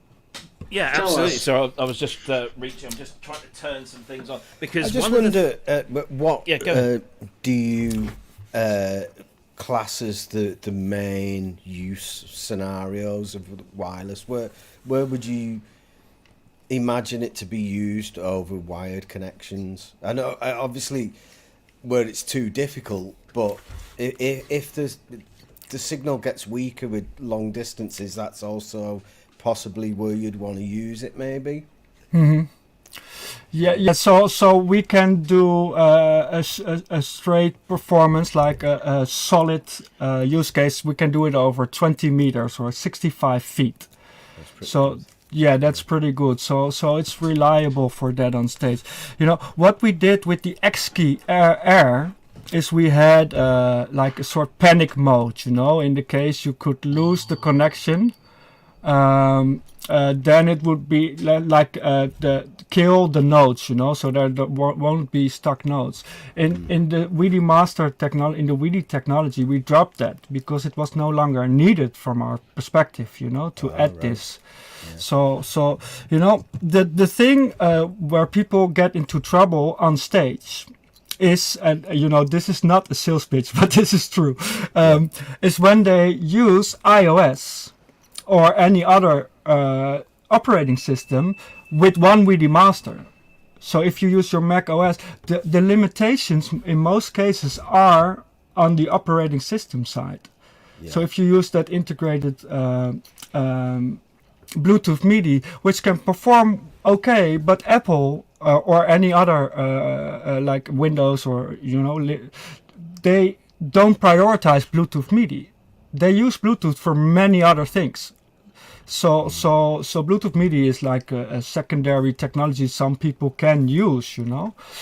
So the limitations for this connectivity are there. So a latency performance measurement between macOS or iOS at one side and WIDI does not deliver the same results as between two WIDI devices. Yeah. So that's why there's even a use case for the WIDI U-host and WIDI Bud Pro to add to macOS and iOS to deliver to bypass the limitations and to improve the performance, and also even add automatic pairing, because with anything Apple or anything operating system you always need to do manual settings. You know, they do that to protect their operating systems, of course. You know. Yeah. One of the things that comes, I struggle with. When people they talk about this latency thing, and I said, look, I can do you a video, I can do a live thing, and I did do a live thing, and I can hit a key, and I hear in my ears, I'm hearing no delay between me hitting the key. This is all WIDI, by the way. There's no delay from that to my synth over the other side of the room, but of course, in a live stream situation, there's always going to be some video delay. So I'm like fighting, you know, against technology, and I have to say, look, you know, the only way you can prove this to yourself is to try it for yourself. It's also a perception, you know, how much latency can you perceive or can you play with. Maybe we should ask Jasper, because Jasper is not a MIDI fanatic, and he has worked with WIDI masters shortly to create the videos for us and stuff like that. You know, as a keyboardist, as a pianist, you know, what was your first experience? Absolutely, yeah. Jasper, tell us about. I just make the videos. I don't use MIDI. No. I mean, you know, I was really skeptical at first because I was as you said, I was really afraid that the latency would cause issues because it's wireless, and I didn't have really good experience with wireless devices. So I was like, Thomas, does it really work? Yeah, it does really work. Just try it. Okay. So it's actually really simple. It just plug and play, and it works. I did have some trouble with making groups. So I had to download the app and stuff, and I'm not really technical in this kind of, so I had really to ask Thomas how that works. But I mean, in terms of latency, I didn't notice anything. It was just like a MIDI cable. I mean, I didn't see a big difference. No. Well, yeah, absolutely. And I mean, I'm not a professional musician, but I did a session a year or so ago where I had to record some tracks to go on a movie score, and the whole thing was recorded using WIDI. So this KX88 was WIDI'd up to an FS1R and a Korg Prophecy, and I played everything from the KX88 and recorded that, and it was absolutely just fine. It just went into the DAW just like it would with a regular MIDI cable. It was that good. But to hear a professional, competent musician say exactly the same has got to carry a little bit more weight. And let me just bring this in while I can. So this is the video that Thomas made originally to promote the WIDI stuff. Hey, that's me.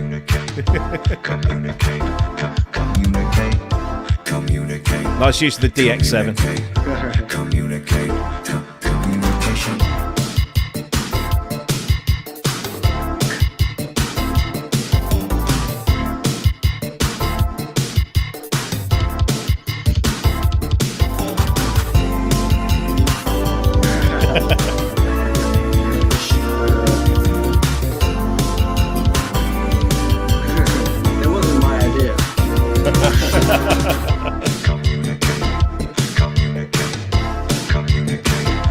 We've embarrassed Jasper enough with that. No, it wasn't plugged in the DX7 though, but it was just for fun. Yeah, exactly. But yeah, I mean, it's good fun.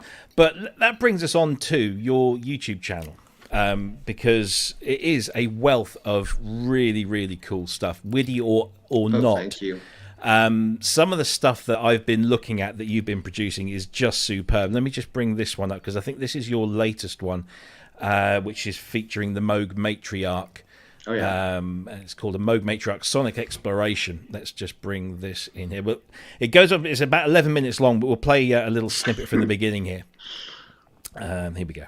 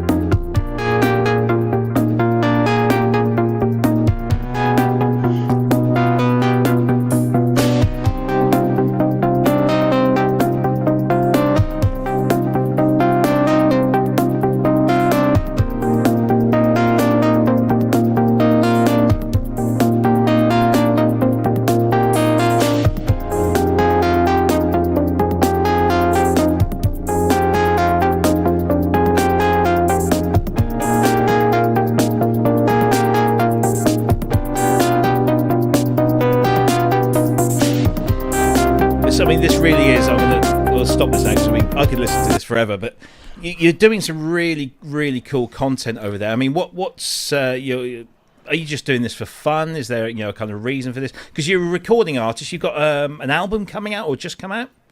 Yeah, it's just out now. Wait, let me just. It's called System. And we've been promoting it with videos and stuff on the websites and on social media. And I mean, it's more of a synth pop kind of album. It's called I do a project called Shook. Yep. And that's my main musical project right now. And I try to make music that that's, you know, I don't know. I get really inspired by the old synth pop music, and I really want to create something out of that. Get so much inspiration from it now, and it's just it's a way of life for me, you know. It's like a lifestyle. I mean, my whole living room is filled with synthesizers now, so it's I just really love music and really love doing this. And because one of the other videos that I really liked of yours just recently, you did this one in September, which the live Juno 60 and CP70 jam, which was a lot of fun. It's a long video though. Yeah, I won't go through a lot of it, but you start off with this. What is that? Is that a Lindrum? Yeah, it's a Lindrum. I don't own a Lindrum, but this is more of the sound of the whole System album. Right. Yeah. It's more like inspired by the whole 80s synth pop sound, and I really love like Ghetto Magic Orchestra, Ryuichi Sakamoto, and Kraftwerk. I want to create this kind of music, but maybe a little bit of my own way. It's very cool, and the fact that you've got a CP70 in there as well, which is just a great instrument. Let me just see if I can find the bit where you bring. Here we go. That little bass run. That's cool, isn't it? That's wonderful. It's like 3 notes or something, but it just makes it brilliant. That's it. Really Let's bring this CP70 bit in. I think it comes in just about now. Here, I press the hold button so it keeps in the chord, and then. See, this is a proper synth jam, isn't it? None of your modular stuff. This is somebody playing live. I love the sound of this.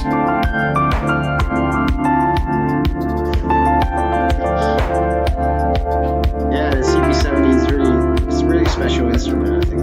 Yeah, it's just got this just unique tone that is just.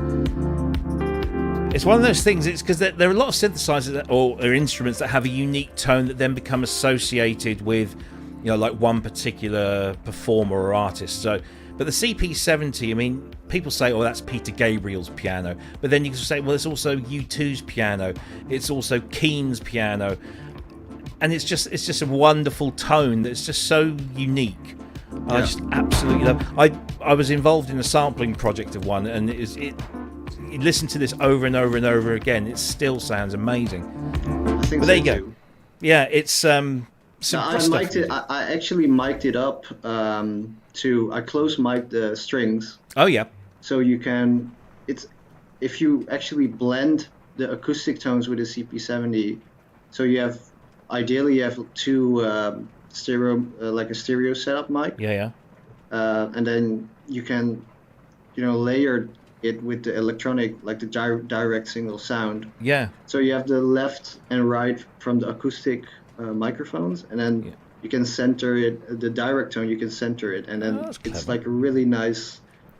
Yeah, it's a real piano, but and it's actually what I miss a bit in some of the like the stage pianos, especially like.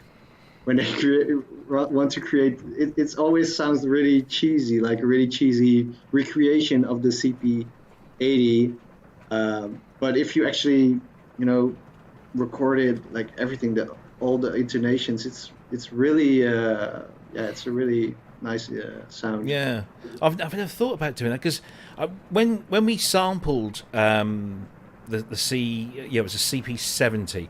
So my colleague was down in Wales, and I bought the CP70 on eBay, had it shipped to him, and then he sampled it all. But before he did that, he had to get a piano tuner in because, as you say, it's still a piano. Effectively, it's just got much shorter strings and it uses pickups, but you still have to tune it pretty much like an acoustic piano. So it really is this kind of proper instrument. It's. It has a physicality to it, and it's heavy as hell. I mean, it's really heavy. Are you on the ground floor, or are you? No, I'm on the top. Oh! How did you have to do it like the Dutch? A lot of houses I know in Amsterdam, they have these big pulleys at the top, and they can winch things up on the outside. Did you have to do that? Well, it's actually a really funny story because I when I bought this CP70, I picked it up all by myself with a really small car. I had a really small car at the time, and I had to carry it in the car, and it was really heavy, and I asked my uncle to help me because I had an attic studio, and I asked him to I just bought a keyboard. Oh, it's just a keyboard, and he was helping me, and he was like, oh, this is so heavy.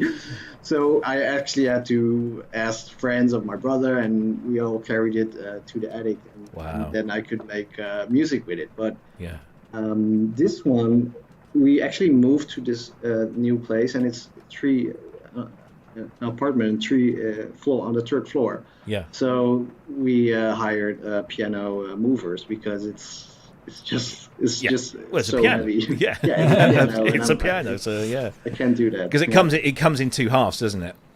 Yeah. It's well, they promoted it at the time. It was compact and it was gig friendly and stuff, but it's not. Well, compare it to a grand piano, it probably True. is, but nowadays you could just get it. I mean, if you have like your personal roadies for gigging, it may be an option, but if you're doing it all by yourself, it's crazy.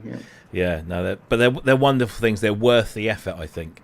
I think so. Yeah. One day, I hope to have one. I'd love to have one downstairs, but have a house big kitchen. enough. Yeah. Use it as a table because it's sturdy. True. Yeah, absolutely.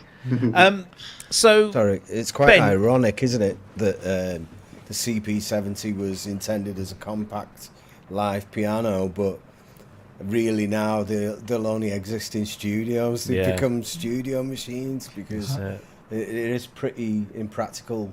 But if you watch, it's like a CS80. If you watch concerts of the 70s and the 80s where Peter Gabriel, ABBA, Supertramp, they're all McNeil as well. Yeah, McNeil, Simple Minds. They were all using them, so they were definitely out there and doing it. But there's probably a whole bunch of roadies that are now retired with really, really bad backs. Problems. Yeah. I mean, I just had to load a Fairlight into a van, and that killed me. It's crazy, but CP70 would be stunning. Yeah. Ben, did you have any questions for these guys? Well, most of them have actually been answered in the general conversation over the WIDI stuff. I really like Jasper's music. I think you're doing thanks so much. A superb job. The groove that you've got. I hear he's got a good manager. So he's above me right now. Yeah, I really enjoyed those videos. I'll pick the album up because of your style, man. It's really good. So much. Yeah. Thank you. Appreciate it. Very good. It's because it's nice to hear music that's inspired by the era that that we grew up in. Certainly myself and Ben. I can't speak for you two gentlemen. You look far younger than we do, but I remember when I discovered synthwave and thought, at last, there are people making music that I kind of grew up with, and then it all became very blur. It just all sounded the same. But I think what I really like about your stuff, Jasper, is that it really sounds authentic. And it's played really well. It's not just some people, with a sequencer and stuff. You actually know how to play this stuff, and that gives it, the feel. I think is that authenticity. But it's really, really good stuff. Thanks. I'm just sort of scanning through the chat messages here. Here you go. Any difficult questions? Well, this one is. Wagyu wants to know what was the motivation behind making it, and are you worried about live use, such as people using radio jammers and all that kind of stuff? No, I'm not worried about that. So let's start with the motivation behind it. It's actually created upon request from the community. So from the people who use the X-Key Air and used the WIDI bot. They ask, okay, can we have a more versatile, open solution? So that's why we started to creating the latest WIDI technology. Along that way, we found out that there were so many people having a use case for this. So a whole for myself, this is not my expertise. The whole MIDI world of guitar pedals opened, and these guys, also women, these people are awesome. They are like they just like are creating all these setups with all these complicated MIDI routing and stuff, and they love it too. So that's also one reason why we created the WIDI Jack, to have this TRS solution.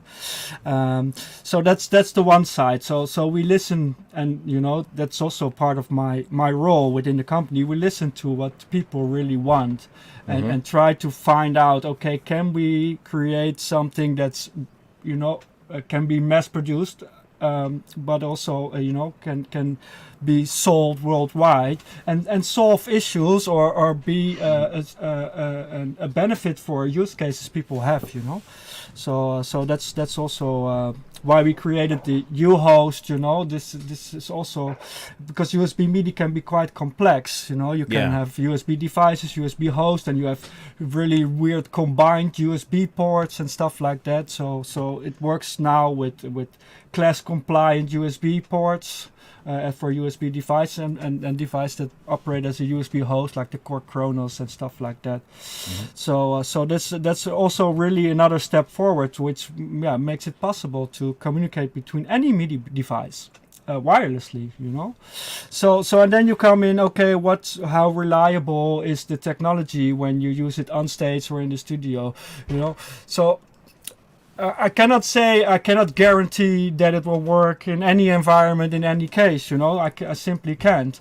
But I do know that with today's Bluetooth 5 technology, already a lot of interference problems challenges are already solved within the Bluetooth 5 technology alone. You have the frequency hopping and stuff like that. We just added some kind of layer to it that makes it really suitable for MIDI. So we have to keep in mind that MIDI itself is like a very ancient protocol. It's from the 80s, and it's really, really good because we still use it. And so it's not really demanding. So it's perfect for wireless Bluetooth, So it's totally different than sending audio over Bluetooth, which is quite a dense stream of data. So the combination of today's Bluetooth 5 and MIDI, they work just perfectly. And because you have with MIDI, you have MPE, you have notes, you have clock, you have SysX, stuff like that. So that's what we do. It's not just like a Bluetooth MIDI adapter, but we make it suitable for any MIDI message, and that's the difference with a lot of other Bluetooth MIDI solutions available. Yeah. So I don't worry about radio jammers. I don't know what it exactly is, but I can imagine that somebody in the audience will try to interfere with the, I don't worry about that because the connection between, when two WIDI devices connect, they keep connected. They don't advertise for others. They are not open anymore for any other connection. Yeah. So, and this is how Bluetooth 5 works, So they have all these. If you also have more Bluetooth devices in the environment, it keeps switching frequencies between the pair that it's made. That's right. Yeah. But I cannot go too deep to this because I'm not an engineer either. But I'm pretty sure that it's really reliable, and also that we are just at the beginning of what we can do with Bluetooth MIDI. So this, that's why we are very interested in the concerns people have, but also. When they use it, okay, give us the feedback. We can improve the firmware, and we have to have this real life experience of this very large audience to make it better. Yeah, absolutely. And that's what we want to do. Yeah. But before you do that, and there was one question that I was going to bring up. So, when you want to configure your WIDI devices, there is an iOS and an Android app that works on iPhones and iPads and stuff. And there's mine at the moment. You can see my KX88 is just showing up there because it's available for connection. And you select your device, and then you can go in and make various changes to, for example, the transmission power, the the Bluetooth role, whether you want it to auto connect or force it to always connect to a particular device all the time.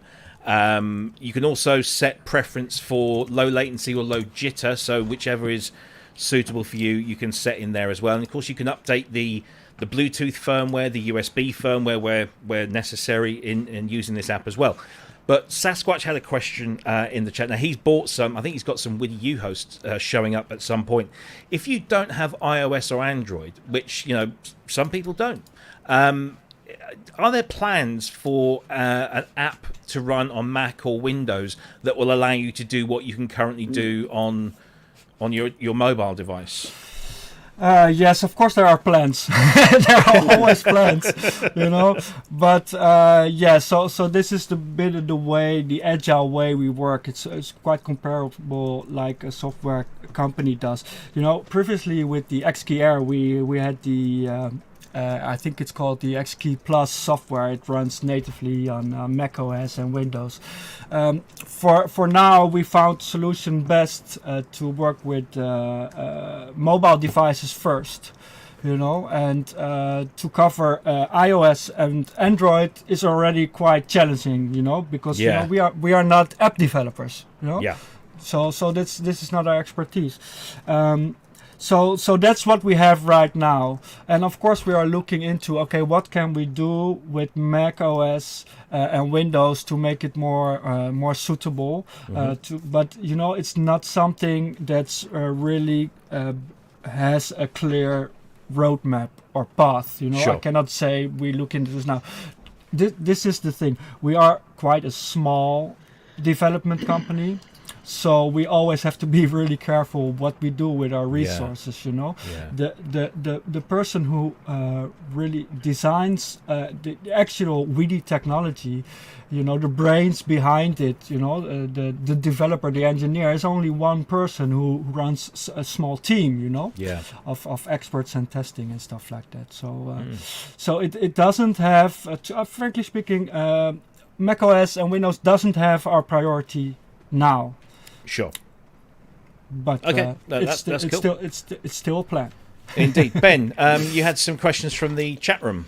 I did. It was one from Mac, and he asked if the U-host could be plugged into an Akai Force, giving it class-compliant USB to all the Bluetooth-enabled connected devices.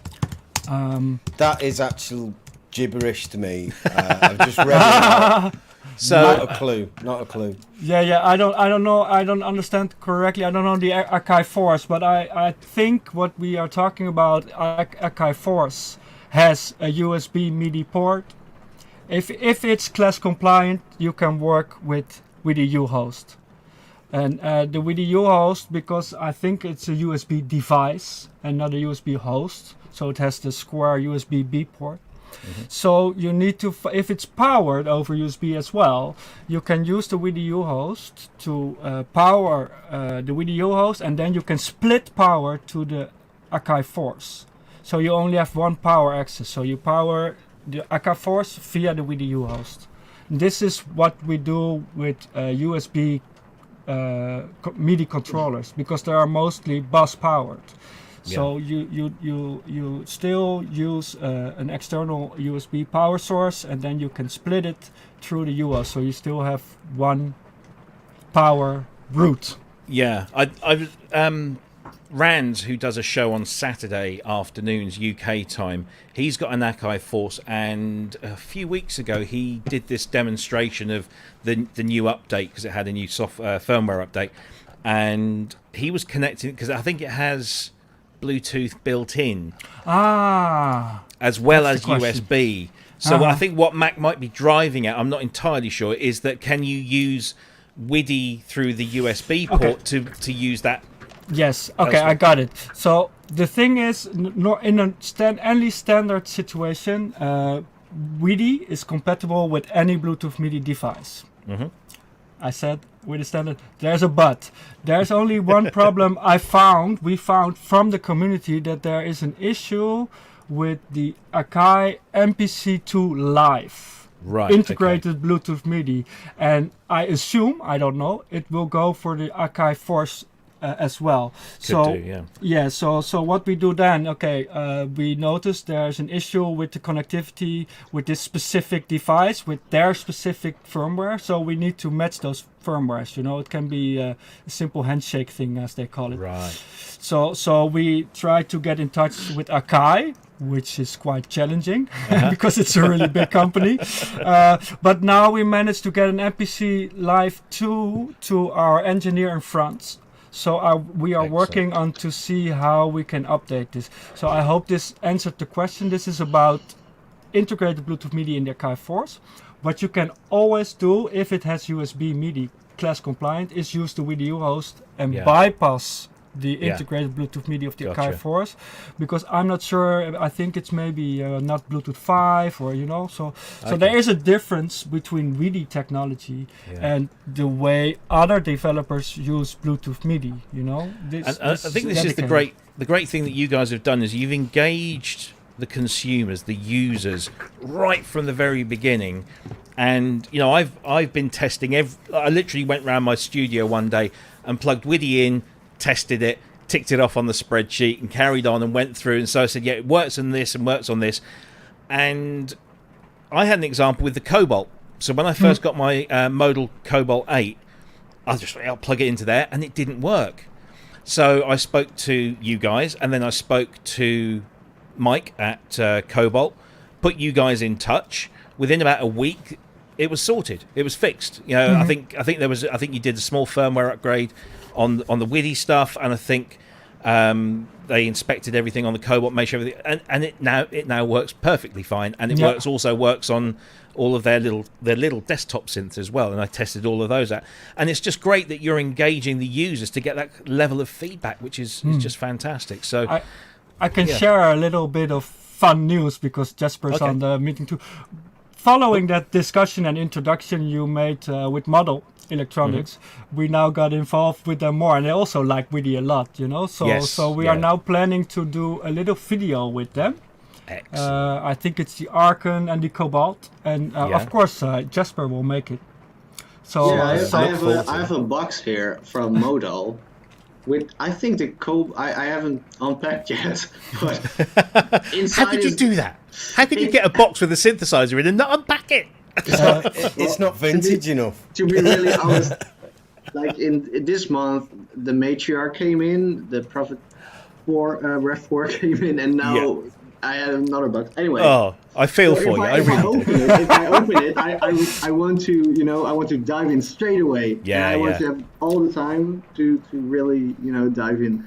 But I've seen your review from the Cobalt 8, I think, right? Yes. You were you really loved it, right?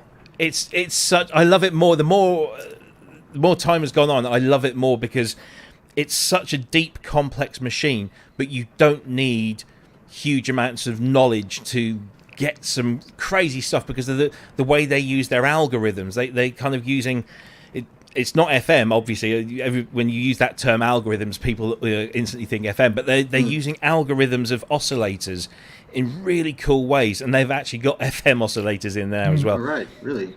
And it's just the whole package, everything about it, from the build quality, the Fatah keybed that they've got in there, the sound engine, the integration with the app, literally every single aspect of the Cobalt. And I don't have an Argon, but I know that it's going to be the same.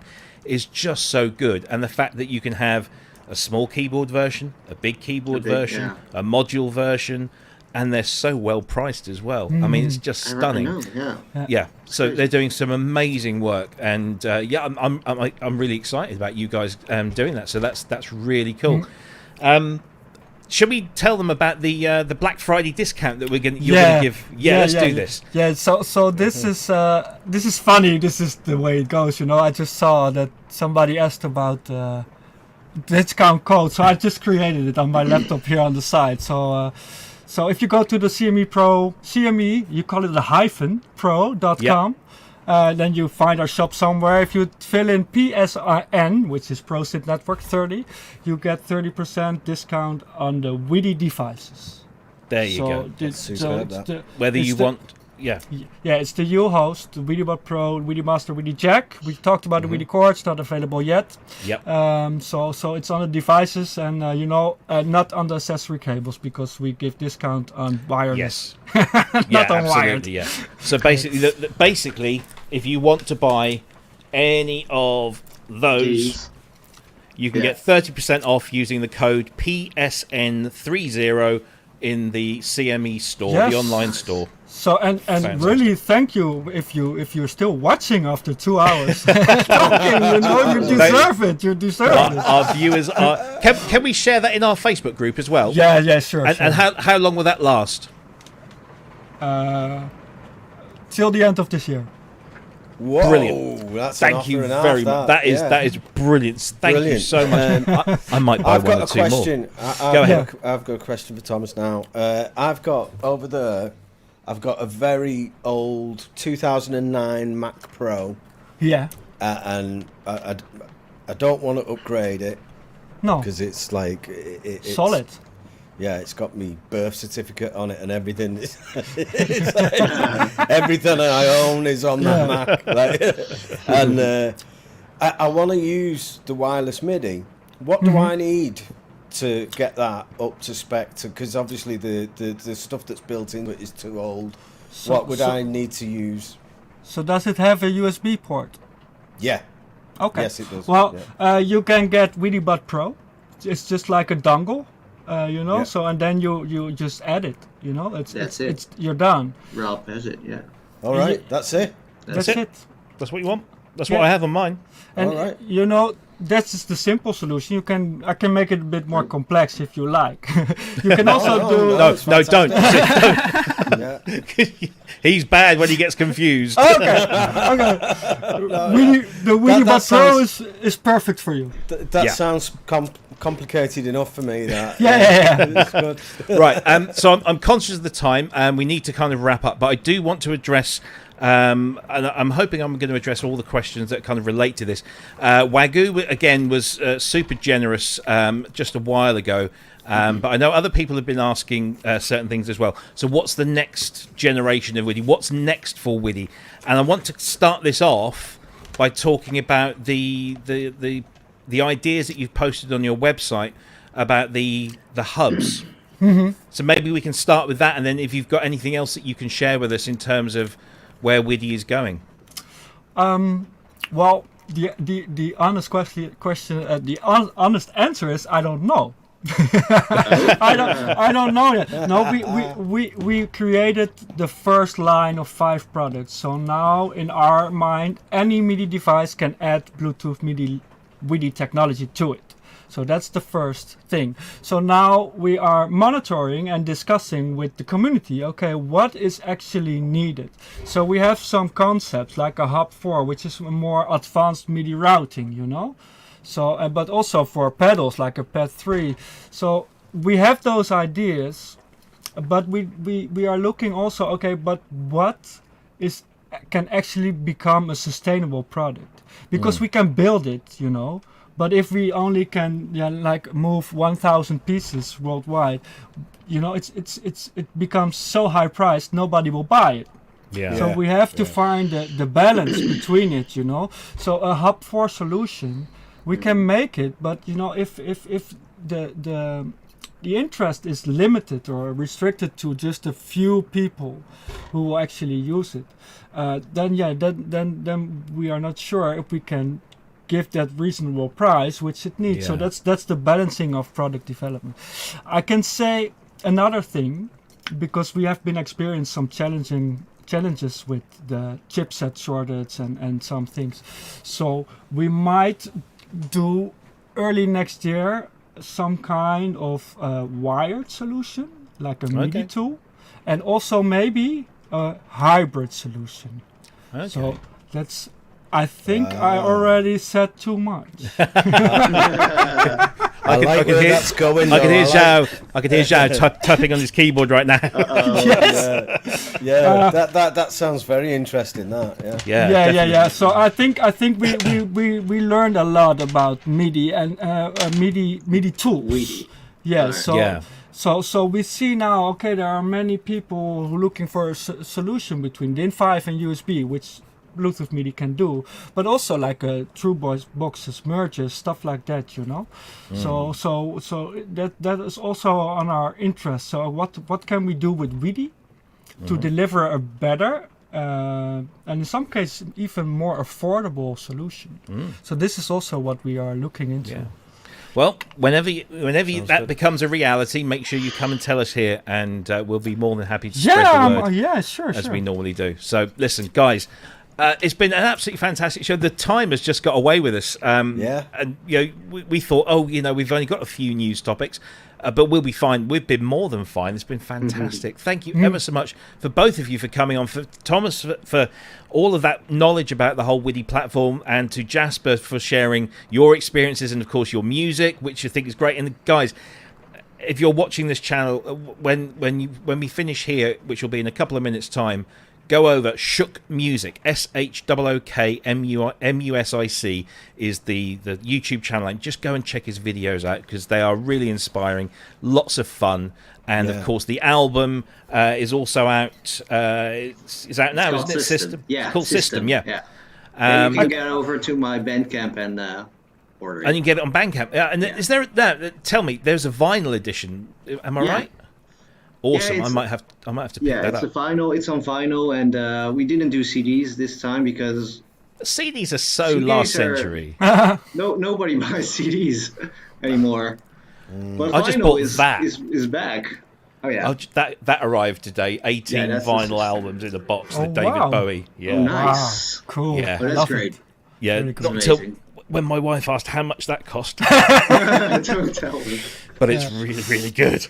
But yeah, vinyl. Yeah, go. Yeah, so Bandcamp. Yeah, brilliant. There you go. So shookmusic.com is the website, and then you can get everything. You can go there and spread the word. Brilliant.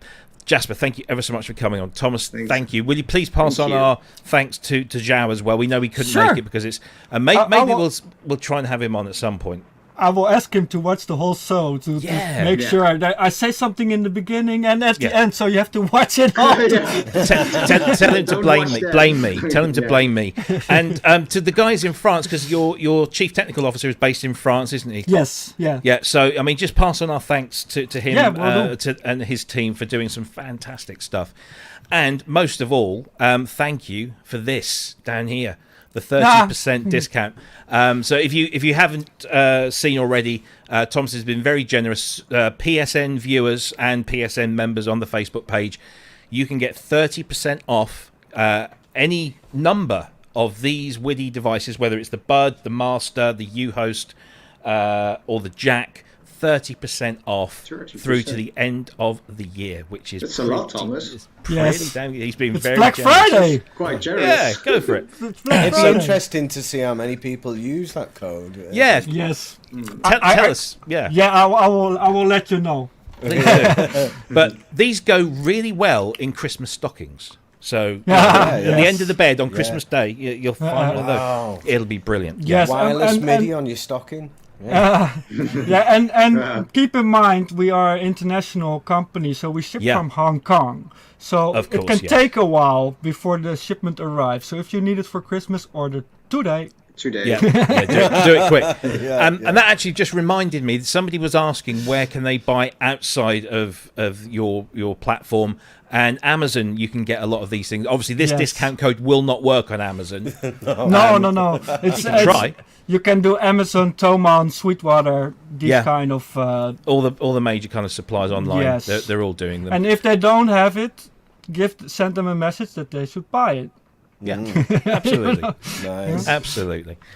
Guys, thank you. Ben, thank you. Thomas, thank you. Jasper, thank you. All of you. And of course, to everybody that's been in the chat room today, thank you for all your messages. Thank you to everyone that's donated through the Super Chat or the super stickers. It's absolutely fantastic that you support us in this way. Let's just say, so next week, I'm just going to take that message down so I can fit something else on the screen.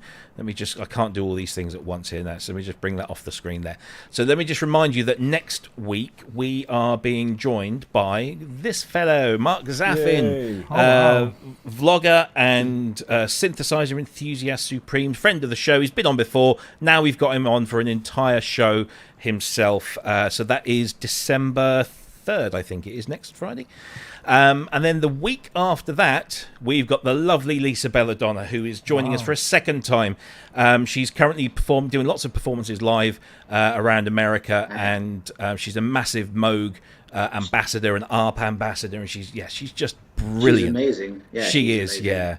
Yeah. She came on the show once, and then she asked to come back on again, so that was just a real honour. So, she's coming back. You know what's going to happen this time, though, Robbie?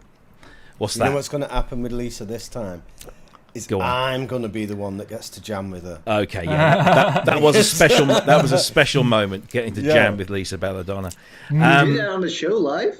Yeah, well, we did a little thing pre-show, didn't we? Because we were talking. Yeah. I think I just got the Essence FM, and I was showing it to her, and I was just playing some chords. I can't really play there.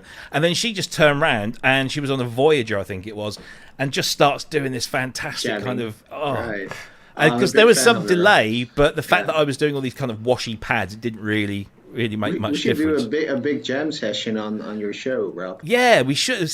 If we can get the technology to work, that would be amazing. That would be really cool. I think we are pretty close to making that kind of things happen. I think we're definitely getting there.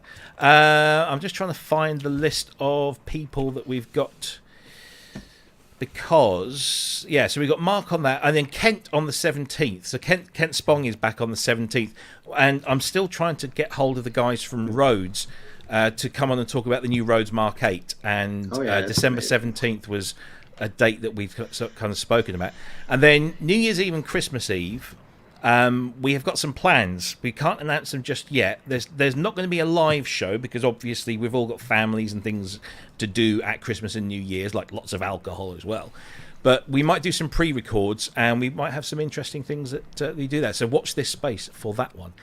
But in the meantime, we'll be back next week with Zaffers. And guys, it's been an absolute pleasure. It's been a blast. Same. One last thing, he says, there's always one more thing, but I need to plug this because I promised I would. So if you are anywhere near Bradford in England tomorrow at the National Science and Media Museum, there's a whole day of events celebrating Delia, Derbyshire, amongst other things. And I've been persuaded to take. I wish I could be there. I've been persuaded to take this Fairlight up to the museum and give a little bit of a demonstration. So there's going to be myself. There's going to be a couple of people from. It's going to be live streamed, Rob. I don't think so. I've not been told. I don't know if anybody is filming it, but there's also Robin Scott, who was very famous for his single Pop Music back in the day, but he was a big Fairlight user, so we got him coming down. Then there's a screening of Sisters with Transistors, the movie, as well. So it's free to come down for that. The movie costs about £5. But if you're in Bradford tomorrow, come and see me, come and say hi, and hopefully the Fairlight will travel well and be working when I get it up there, because they don't move very nicely. So, Ben, you got a gig tomorrow night, haven't you? Yeah. Well, hopefully, if I'm still alive, yeah. If it's all been installed, cool stuff, guys. It's been an absolute pleasure. Thank you ever so much. Thank you for your generosity as well with your code, which we will share again on the Facebook page. So come and join us on there if you want to do that. And until next week, we will see you same time, same place. Thank you, guys. Take care, everyone. Oh, and don't forget, Randy tomorrow afternoon. He's on an hour earlier than normal. Bye. Who else? Sunday, you've got Jamie and then Dom. Yeah, and then you know all the rest. But yeah, go and watch those guys because they're brilliant. Thanks a lot. Take care, everyone. See you all soon. Bye-bye. Bye-bye.